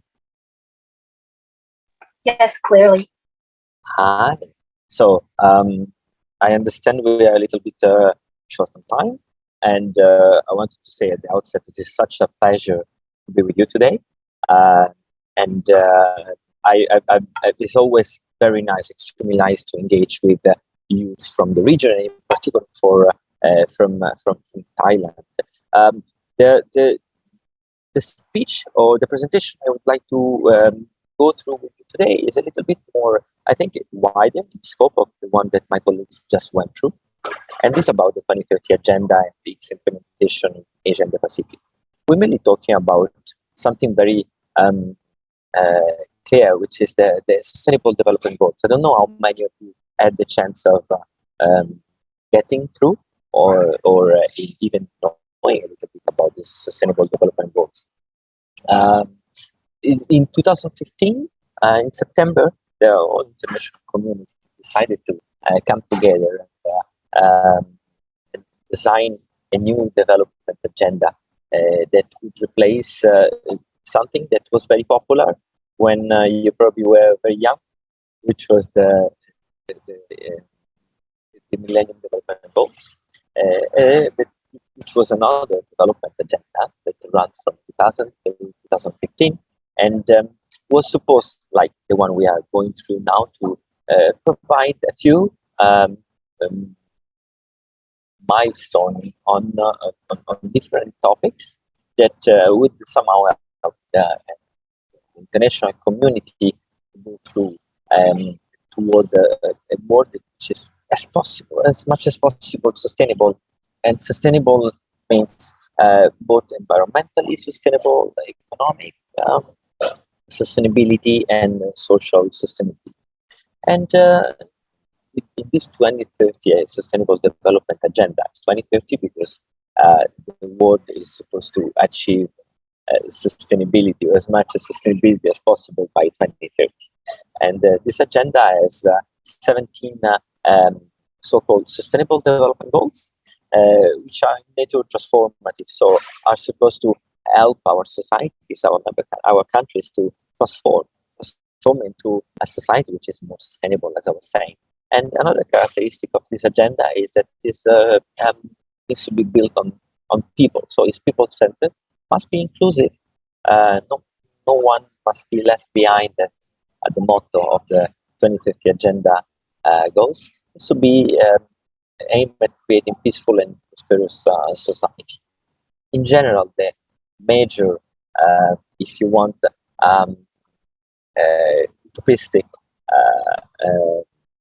objective is the one of end all poverty in all dimensions. I don't know if you ever visually managed to go through these 17 Sustainable Development Goals. This is one of the different visual representation we have of the goals, is in terms of a wheel. And as you see, starting from a little bit like 1 o'clock, you get no poverty, which is goal number 1, and then we go to hunger, health, education, gender, water and sanitation, energy, jobs and economic growth, innovation infrastructure, qualities, sustainable cities and community, responsible consumption and production, climate action, life below water, life on land, peace and justice, and partnership for the world. If you think about this, so what does it mean? That we have the 17 goals, each of them has a specific topic, and the member countries, and we're talking about the universal agenda, so differently from what were the Millennium Development Goals. These goals are applicable not only for developing countries, but for all the countries. My country, your country, independently of the level of development or the level of richness, if you want, of the country. And so each country is to deliver and and engage itself to achieve, to deliver on these goals by 2030. What is the beauty of these goals? So I'm asking you now to close your eyes for a moment and think that this wheel can be spinned. What happens if you spin the wheel? That you can't distinguish anymore the color, right? and this is how we like to think about the goals being so interconnected and interlinked, intertwined, that at some point it is also very difficult to distinguish one to the other. And this is what we keep vouching as ESCAP with our partners. The fact that even if these goals have to be achieved and dealt individually, we want to let people understand that they're very interconnected, and achieving and delivering on one without achieving or delivering on another one is impossible. B is also not advisable, because if it is very difficult to have good quality education without gender equality, or it's very difficult to achieve a cleaner production and consumption without thinking of cleaner energies or climate action or life on land. So this is why we think that someone is defining these goals as an indivisible tapestry of thinking and action. They are really indivisible. So whenever we talk about these SDGs, we have to think about something which is happening at the same time. If you want, this is another representation of these goals, where you see there is this net connecting one goal to the other. And these 17 goals have also 169 targets altogether. And it is quite interesting, the fact that these targets, if you want, make the goals very close. To give you an example, the target of SDG-1 with the target of SDG-7 are so close, because they kind of aim at more or less the same thing, that makes, as I was telling you before, very difficult to distinguish one goal to the other. And this is why also for policymakers, whenever one of the main issues of sustainable development goals and of development in general, as problem is financing, right? Governments usually have limited finances, and they need to take some decision and some priority at the policy level. And having this net connecting the goals and the targets is very useful, because if you think this as a spider web, there are some nodes that is considered kind of leverage point, where different targets intertwine and comes together. That a financial intervention, a policy intervention on that node, as you understand, as a spillover effect on different goals. And this is why it is good, and we ESCAP also established a few methodologies on understanding where these nodes stand, so that the policymaker can, the policy choices, choose the right node to try to optimize their policy actions. The other characteristic of the 2030 agenda, the Sustainable Development Goals, is the fact that it is a whole of government and all of society agenda. What does it mean? First of all of government, that it is not only the responsibility of one ministry, but all the ministries and governmental institutions are supposed to deliver on this agenda. And the whole of society is probably even more interesting and important. The fact that is the whole society that needs to be engaged in the agenda, while the delivery of the SDGs stands principally on government. All the members of society, youth, NGOs, the parliaments, the business community, academia, it will be part of it. And it is very important, as I was mentioning before, that no one is left behind or is feeling to be left behind. That's why in words like terms like inclusion, partnership, participation are key for the delivery of the agenda. If we do not, if the policymakers do not involve, include, do not partner with the other sector of the society, it will be very unlikely that the agenda will be delivered. And one important issue is how does the international community and how do member countries the different countries know if they are on track in delivering this 2030 agenda and the SDGs. And this is where we the international community established a methodology called a follow-up review on the 2030 agenda, which is supposed to take track of the progress of these SDGs at the country level. Of course, this is a science and evidence-based review and follow-up, which is based on the data that are available at the national, regional, and international level on what is the pace and how the countries are delivering of the agenda. And there are some principles attached to, as you might understand, such an important elaborated agenda.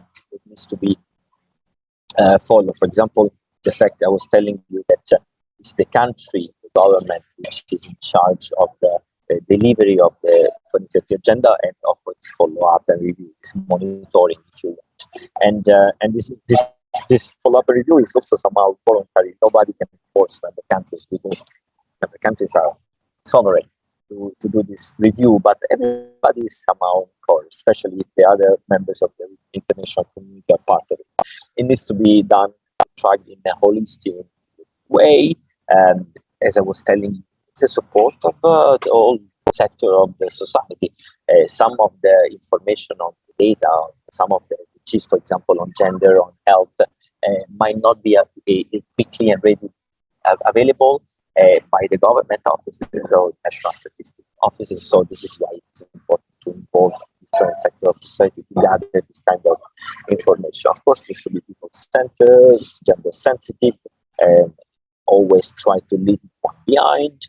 And I also already mentioned the importance of data and evidence-based. And one thing which is also extremely important is that countries do have the support of the United Nations system, including ESCAP and other development partners. I'm getting to the end of my presentation because I know we're running out of time. I can tell you that the follow-up and the review, trying to understand where this goal stands and what is the pace of implementation happens at the global level. And there is a big gathering of the international community in New York every July called High Level Political Forum, which is gathering all the international community partners and other countries that meet every year and discuss the progress of implementation. And there is a regional system and infrastructure platform that somehow mirrors what happens in New York every year in July. And this is Asia Pacific Forum for Sustainable Development. This is happening in March every year in Bangkok. And it gathers, as I said, the countries, civil society, business community, United Nations. But the real implementation and follow-up review happens at the national level.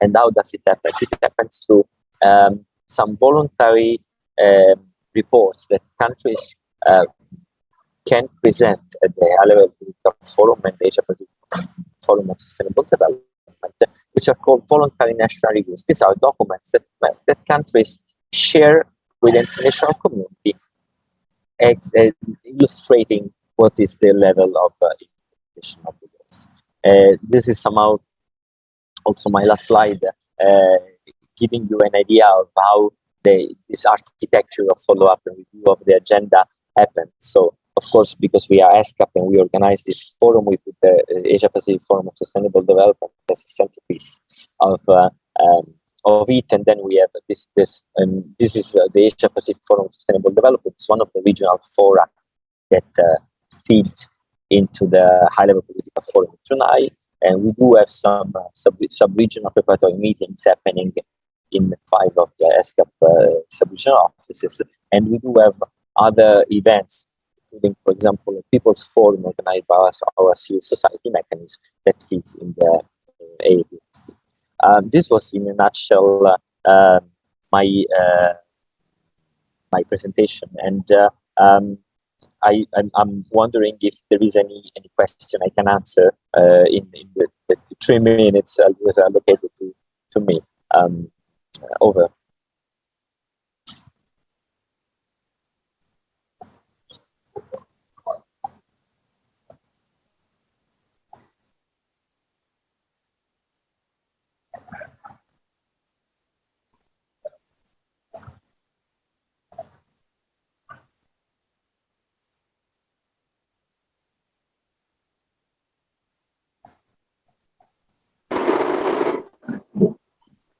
Does anyone have the question?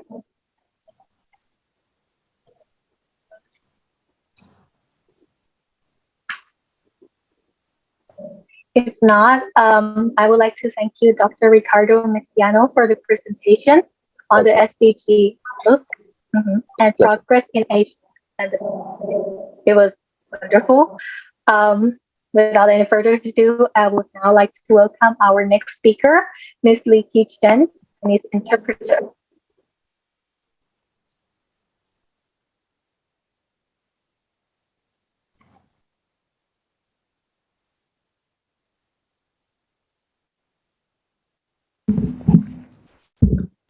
Hi, can you hear me?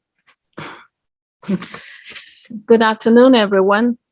It's my pleasure to see you online. I'd like to thank the organizer for giving me this opportunity. First of all, let me introduce myself briefly. My name is Lee Chi Chen, and I'm an interpreter and translator with UNESCAP. I graduated from the UN Language Training Program for interpreters and translators. I worked as a freelance interpreter at the UN headquarters in New York for a number of years before joining UNESCAP in 2006. In the Chinese language unit conference and documentation services section where I work, my job is to translate pre-session documents prior to each conference and provide simultaneous interpretation service for all the committee sessions, intergovernmental conferences at UNESCAP. I would like to share with you some of my knowledge about translation and simultaneous interpretation in terms of skills and related requirements based on my personal experience. There is one thing I need to clarify. There are two main types of interpretation, consecutive and simultaneous. Here, I'll just focus on simultaneous interpretation. Translation and interpretation have a lot in common in terms of language proficiency, professional skills, and extensive knowledge. You should know both the source language and the target language very well. You will need professional training, and you need to broaden your knowledge span. But there are differences between translation and interpretation, especially simultaneous interpretation. I'll talk about that later. First, on translation. A good piece of translation must be accurate, complete, smooth, and consistent. In order to achieve that, you will need professional skills. The basic requirements for a translator include bilingual language capability, familiarity with subject areas, and the skill to use translation tools or search engine. Bilingual language proficiency refers to the ability in reading comprehension, writing, and expression in both your mother tongue and a foreign language. Familiarity with subject matter means you have sufficient knowledge about one or more professional fields. For instance, in the UN system, we need to familiarize ourselves with the areas of work of the UN system, in particular subject matters of ASCAP, as in my case. Nowadays, internet is making our jobs a lot easier, as we all have access to computer-assisted translation tools or search engine. But you have to know how to find the right information. Based on my experience, I think it's more important to search and read relevant background documentation to understand what the author really tries to tell the reader, not just look up in the dictionary to find the word. A translator must have sense of responsibility. You need a passion for translation, and you should make an effort to deliver translation with high quality within time limit. You should be able to communicate especially when you work in a team. Here in ESCAP, we also work in a team for translation, maybe in a different sense. All the translators, revisers, and word processors work separately, but we are all part of the process, with each of us setting individual timeline to ensure smooth linkage and timely delivery. Basically, as a translator, you can run into any subject matter in your career. Therefore, it's really important to accumulate knowledge and information in a wide range of disciplines. In a word, a good translation product is one that is accurate, easy to understand, and idiomatic. What I have learned from my experience is that a good translator should be able to convey the exact message in the original language, not the exact words into the target language. And I'd like to say a few more words about this. Sometimes there is a trade-off between smoothness and terminology.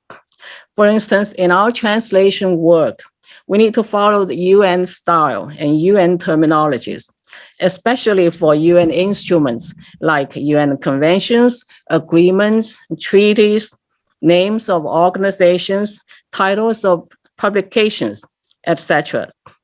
You have to copy those to keep consistency.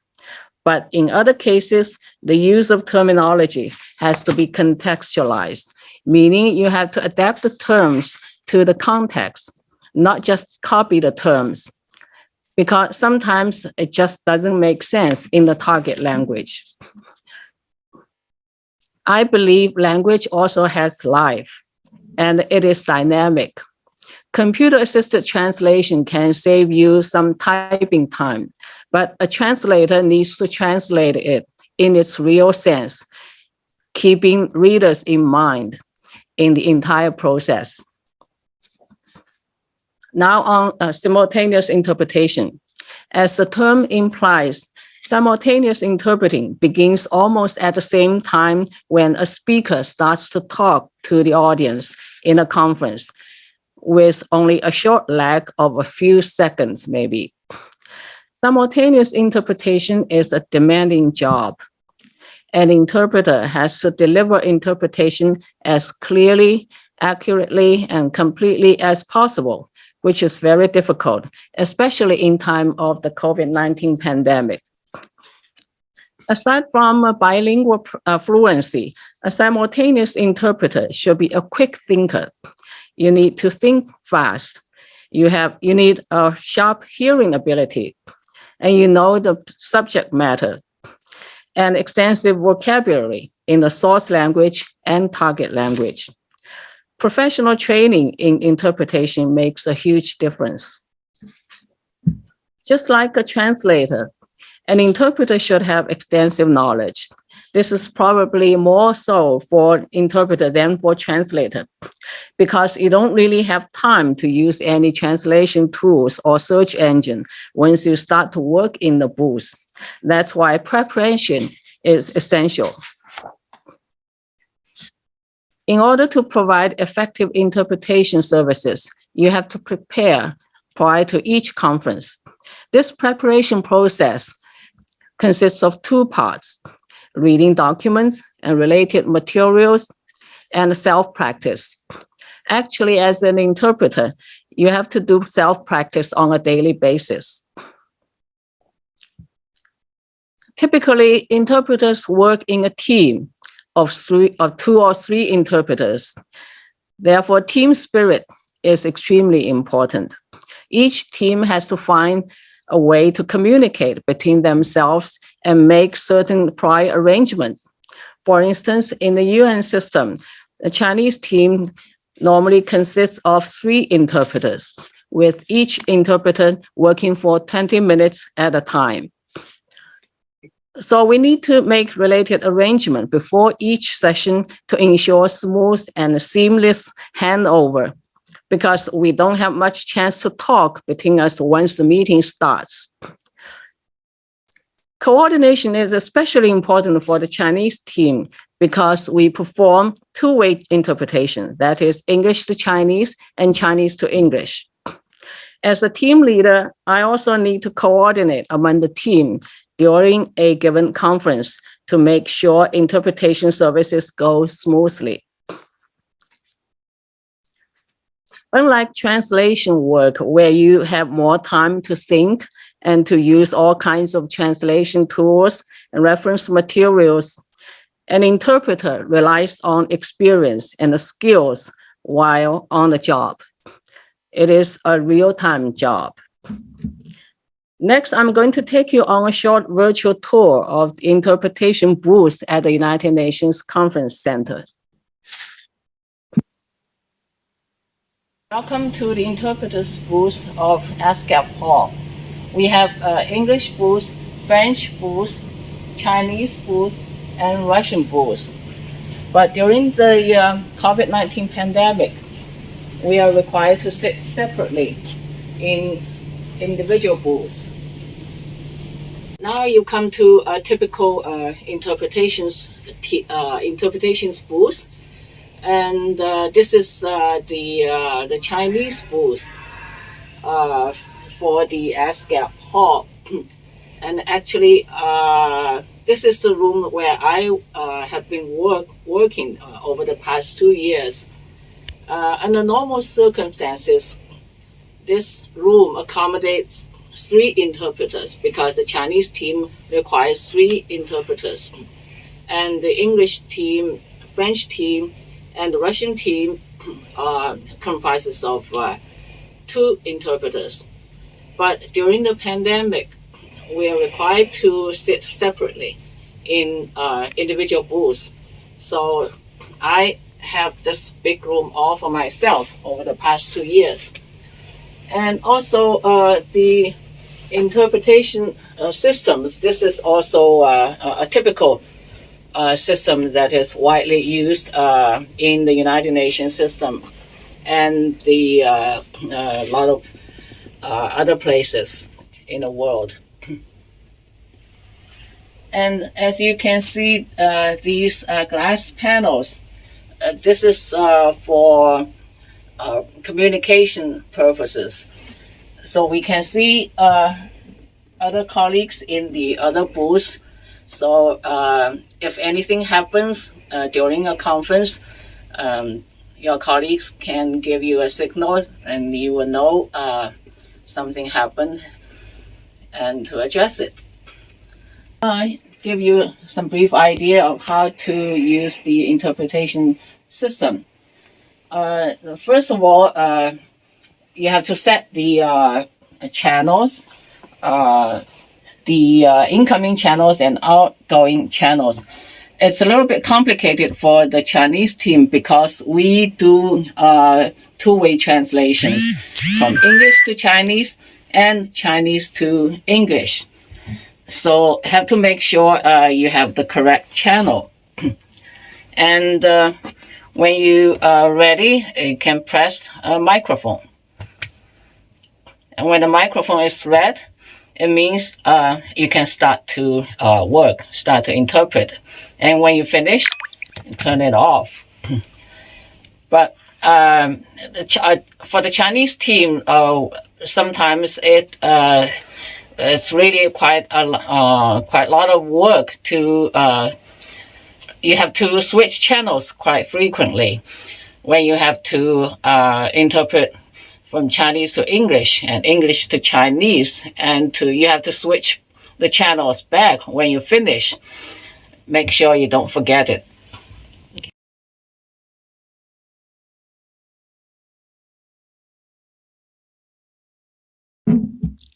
Okay, any questions regarding translation and interpretation?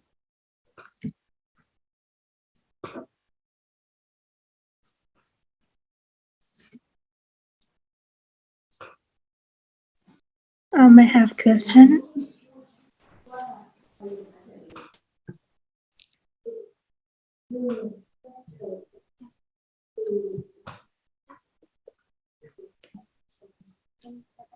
Cannot hear anything.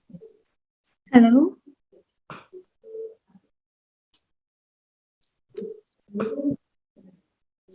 Sorry, they don't want to ask one question. Huh? They want to ask one question. Okay, I'll just take one question. From your experience, I wonder what is the hardest thing about being an interpreter? Okay, raise the volume. Raise the volume, please. Raise the volume and just repeat the question Can you again, repeat your please. question, please? And speak louder, please. From your experience, I wonder what is the hardest thing about being an interpreter? Okay, as I just said, you first of all, you need the professional skills, you need training, and you need to practice constantly.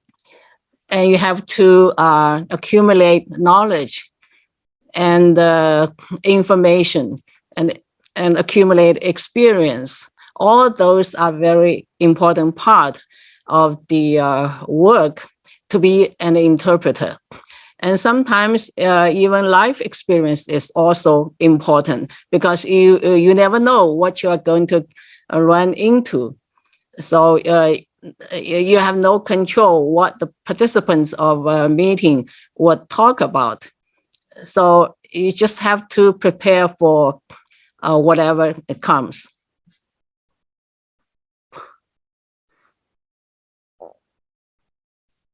Thank you so much. Thank you.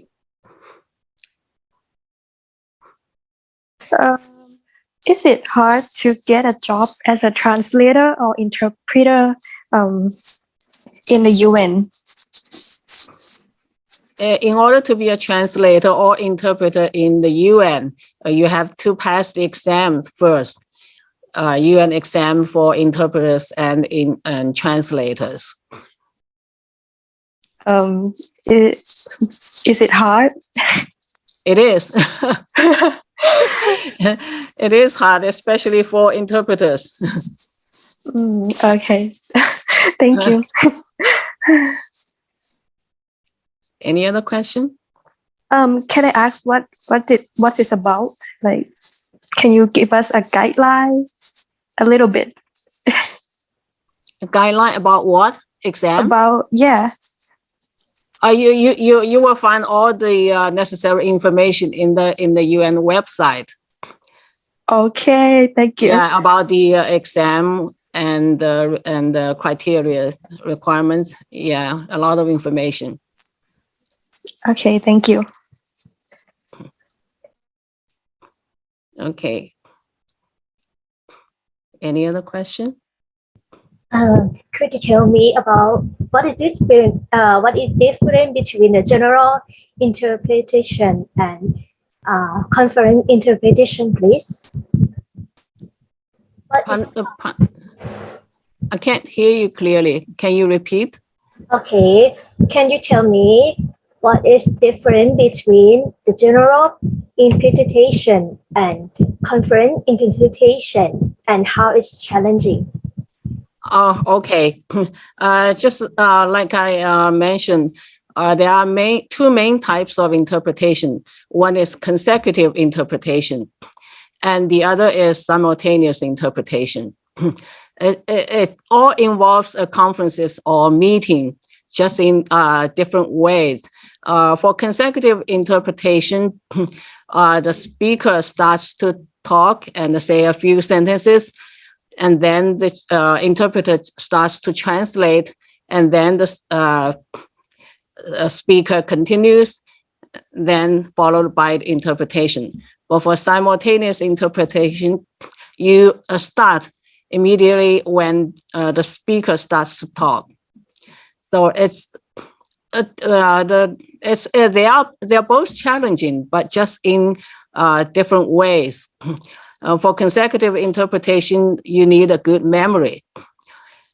And for simultaneous interpretation, you just have to accumulate knowledge and experience, and you need a quick mind and very good listening skills, and speak very fast. you very much.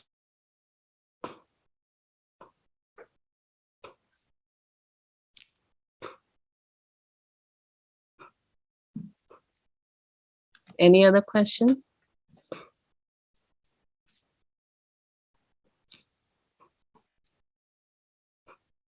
If not, thank you all for your time and active participation. And it's a really very great opportunity for me, learning opportunity, and I have benefited a lot from it. Thank you. Okay, thank you, Ms. Lee Chi-chen, for the presentation on translation and interpretation. Next, I would like to invite ESCAP75 campaign coordinator to introduce the ESCAP75 activities and a quick view of the UN Conference Center. Hi everyone, can you see me? Hello.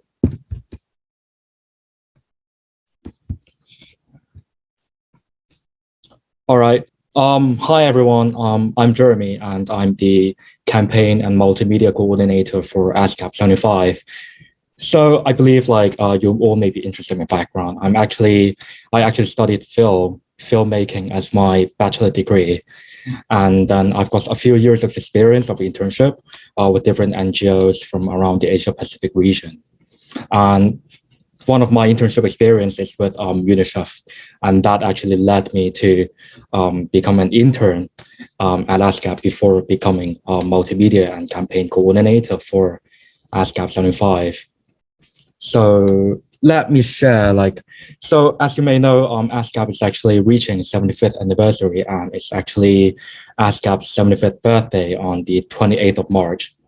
And this campaign has been going on for a year, and my main role is to promote our common agenda and to promote what ESCAP has been doing for the past 75 years and for the next 75 years as well on reaching the Sustainable Development Goals and our common agenda. So I have been producing different multimedia materials for ESCAP and put it on different social media platforms, for example, Facebook, Instagram, Twitter, and our websites as well. So my role is basically producing different materials and make sure we reach the public, for example, you all, and to understand our role and what we have been doing to fight for a better future and to make sure we move forward better. So I would like to, so one of our materials we have produced is actually called the History of Ascap. So prior to this, we don't actually have any materials talking about the history of Ascap, but in order to make sure you understand more about our history, we produce animation on talking about our past 75 years on what we have been doing and our different achievement and milestone, and which led us to here today. Can you hear any sound from the animation? From the YouTube video? No, I can't. No. Okay, excuse me, Mr. Jeremy. Yes. Yes, we are the host, and then let me try to share your video. Hang on a second. As the world began to recover from the devastation of World War II, many countries in Asia and the Pacific began the arduous process of redefining themselves as independent states. In 1947, the Economic Commission for Asia and the Far East was established in Shanghai as a regional collaboration platform, which focused on economic development and post-war reconstruction. As time moved on, ECAF expanded its membership and formed institutions and initiatives key to the continued growth of the region, such as the Mekong River Commission, Asian Highway Network, and the Asian Development Bank. Around the turn of the decade, progress was being made to mitigate damage caused by tropical storms. The ESCAP WMO Typhoon Committee was founded in 1968, and the WMO ESCAP Panel on Tropical Cyclones in 1972. By 1976, ECAF had moved to its current headquarters in Bangkok and changed its name to the Economic and Social Commission for Asia and the Pacific to reflect the diversity of its membership and increased scope of work. For instance, the Asia-Pacific Telecommunity was one of the new organizations established to promote technical advancement in the region. The 1980s and 1990s saw rapid expansion in the manufacturing sector and sustained periods of economic growth despite a financial crisis that gripped the region. ESCAP began to engage its member states on gender parity, aging, urbanization, and the environment, causes that remain firmly on its agenda today. Since the turn of the millennium, millions of people have been lifted out of poverty as a result of agricultural and industrial growth. The involvement of ESCAP has been vital through the establishment of the Center for Sustainable Agricultural Machinery, securing consensus for the Trans-Asian Railway Network, and creating the Asian and Pacific Training Center for Information and Communication Technology for Development. ESCAP also spearheaded the push for regional investment in disaster mitigation technology after the horrors of the Indian Ocean tsunami in 2004. By founding the Regional Integrated Multi-Hazard Early Warning System for Africa and Asia. Today, Asia and the Pacific is addressing the challenges of income inequality, climate change, and gender disparities, along with the far-reaching effects of the COVID-19 pandemic. ESCAP remains steadfast in supporting countries in the region to move forward together, guided by the 2030 Agenda for Sustainable Development.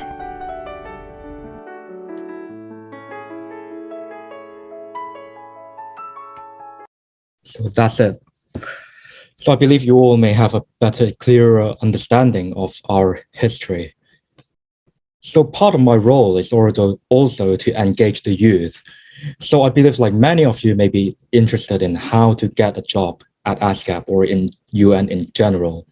So my role is to take the opportunity for ASCAP 75th anniversary to better engage the youth.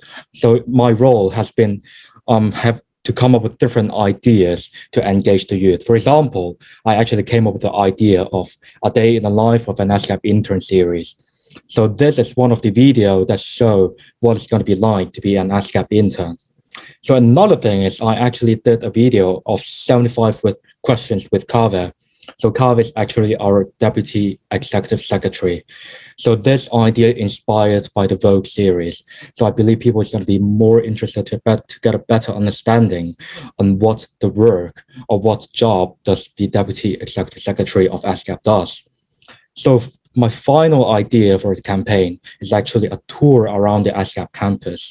So instead of a traditional tour, I actually come up with a 360-degree tour, which I'm going to show you a demo, like a really sneak peek of it later. And on the 17th of May, we're actually going to have a celebration event, which is open to public. So before I show you the ASCAP hall, I would like to especially mention one of these really interesting gifts by the Thai government called The Structure of the Universe. This art piece is actually inside our UN conference center, and it's like on the roof of it. And this is like a really significant art piece contributed by the Thai government during the opening of the UN conference center. So finally, I believe you all may be really interested in what the ASCAP hall looks like. And it's a shame because of COVID, you wouldn't be able to see it by yourself, but it is actually a really spectacular hall. And this is also our largest conference hall in our conference center. So my idea for the UN virtual tour is actually in 360. And this is one of the demo clips done by us to show you all what the UN conference center is going to look like. So prior to me, the interpreter is actually on the second floor, so in this part. And this is the front stage where like our ES or our delegates would usually sit when during a forum. Yes. And this is the ASCAP hall. And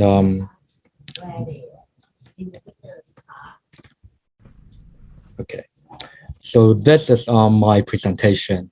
So remember to follow us on social media to learn more about ASCAP and to participate in our ASCAP75 events in the future. So thank you.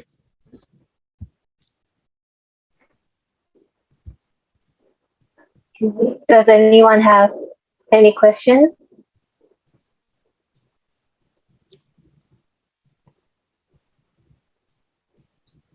Okay. If not, I would like to thank you, Jeremy, for the information about the campaign and the tour. It was very cool, 360-degree. And so I would like to conclude that this is the end of the session in our afternoon. Student participants, guests, and distinguished speakers from the UNESCAP, on behalf of the KU Student Ambassador Program Batch 4 of the International Affairs Division, KUSAm University, I would like to thank you all for making time in your busy schedules to join us here this afternoon and for giving us the opportunity to learn valuable insights in the work of UN and ESCAP. We have gained new knowledge from your presentations. It is truly wonderful to have you here. Thank you, and we wish you all a pleasant day. But before we leave, may I invite you all for another group photo, just in case we miss anyone. Please turn on your camera if you haven't. Thank you very much. Also, students, please do the evaluation first before you leave. Thank you.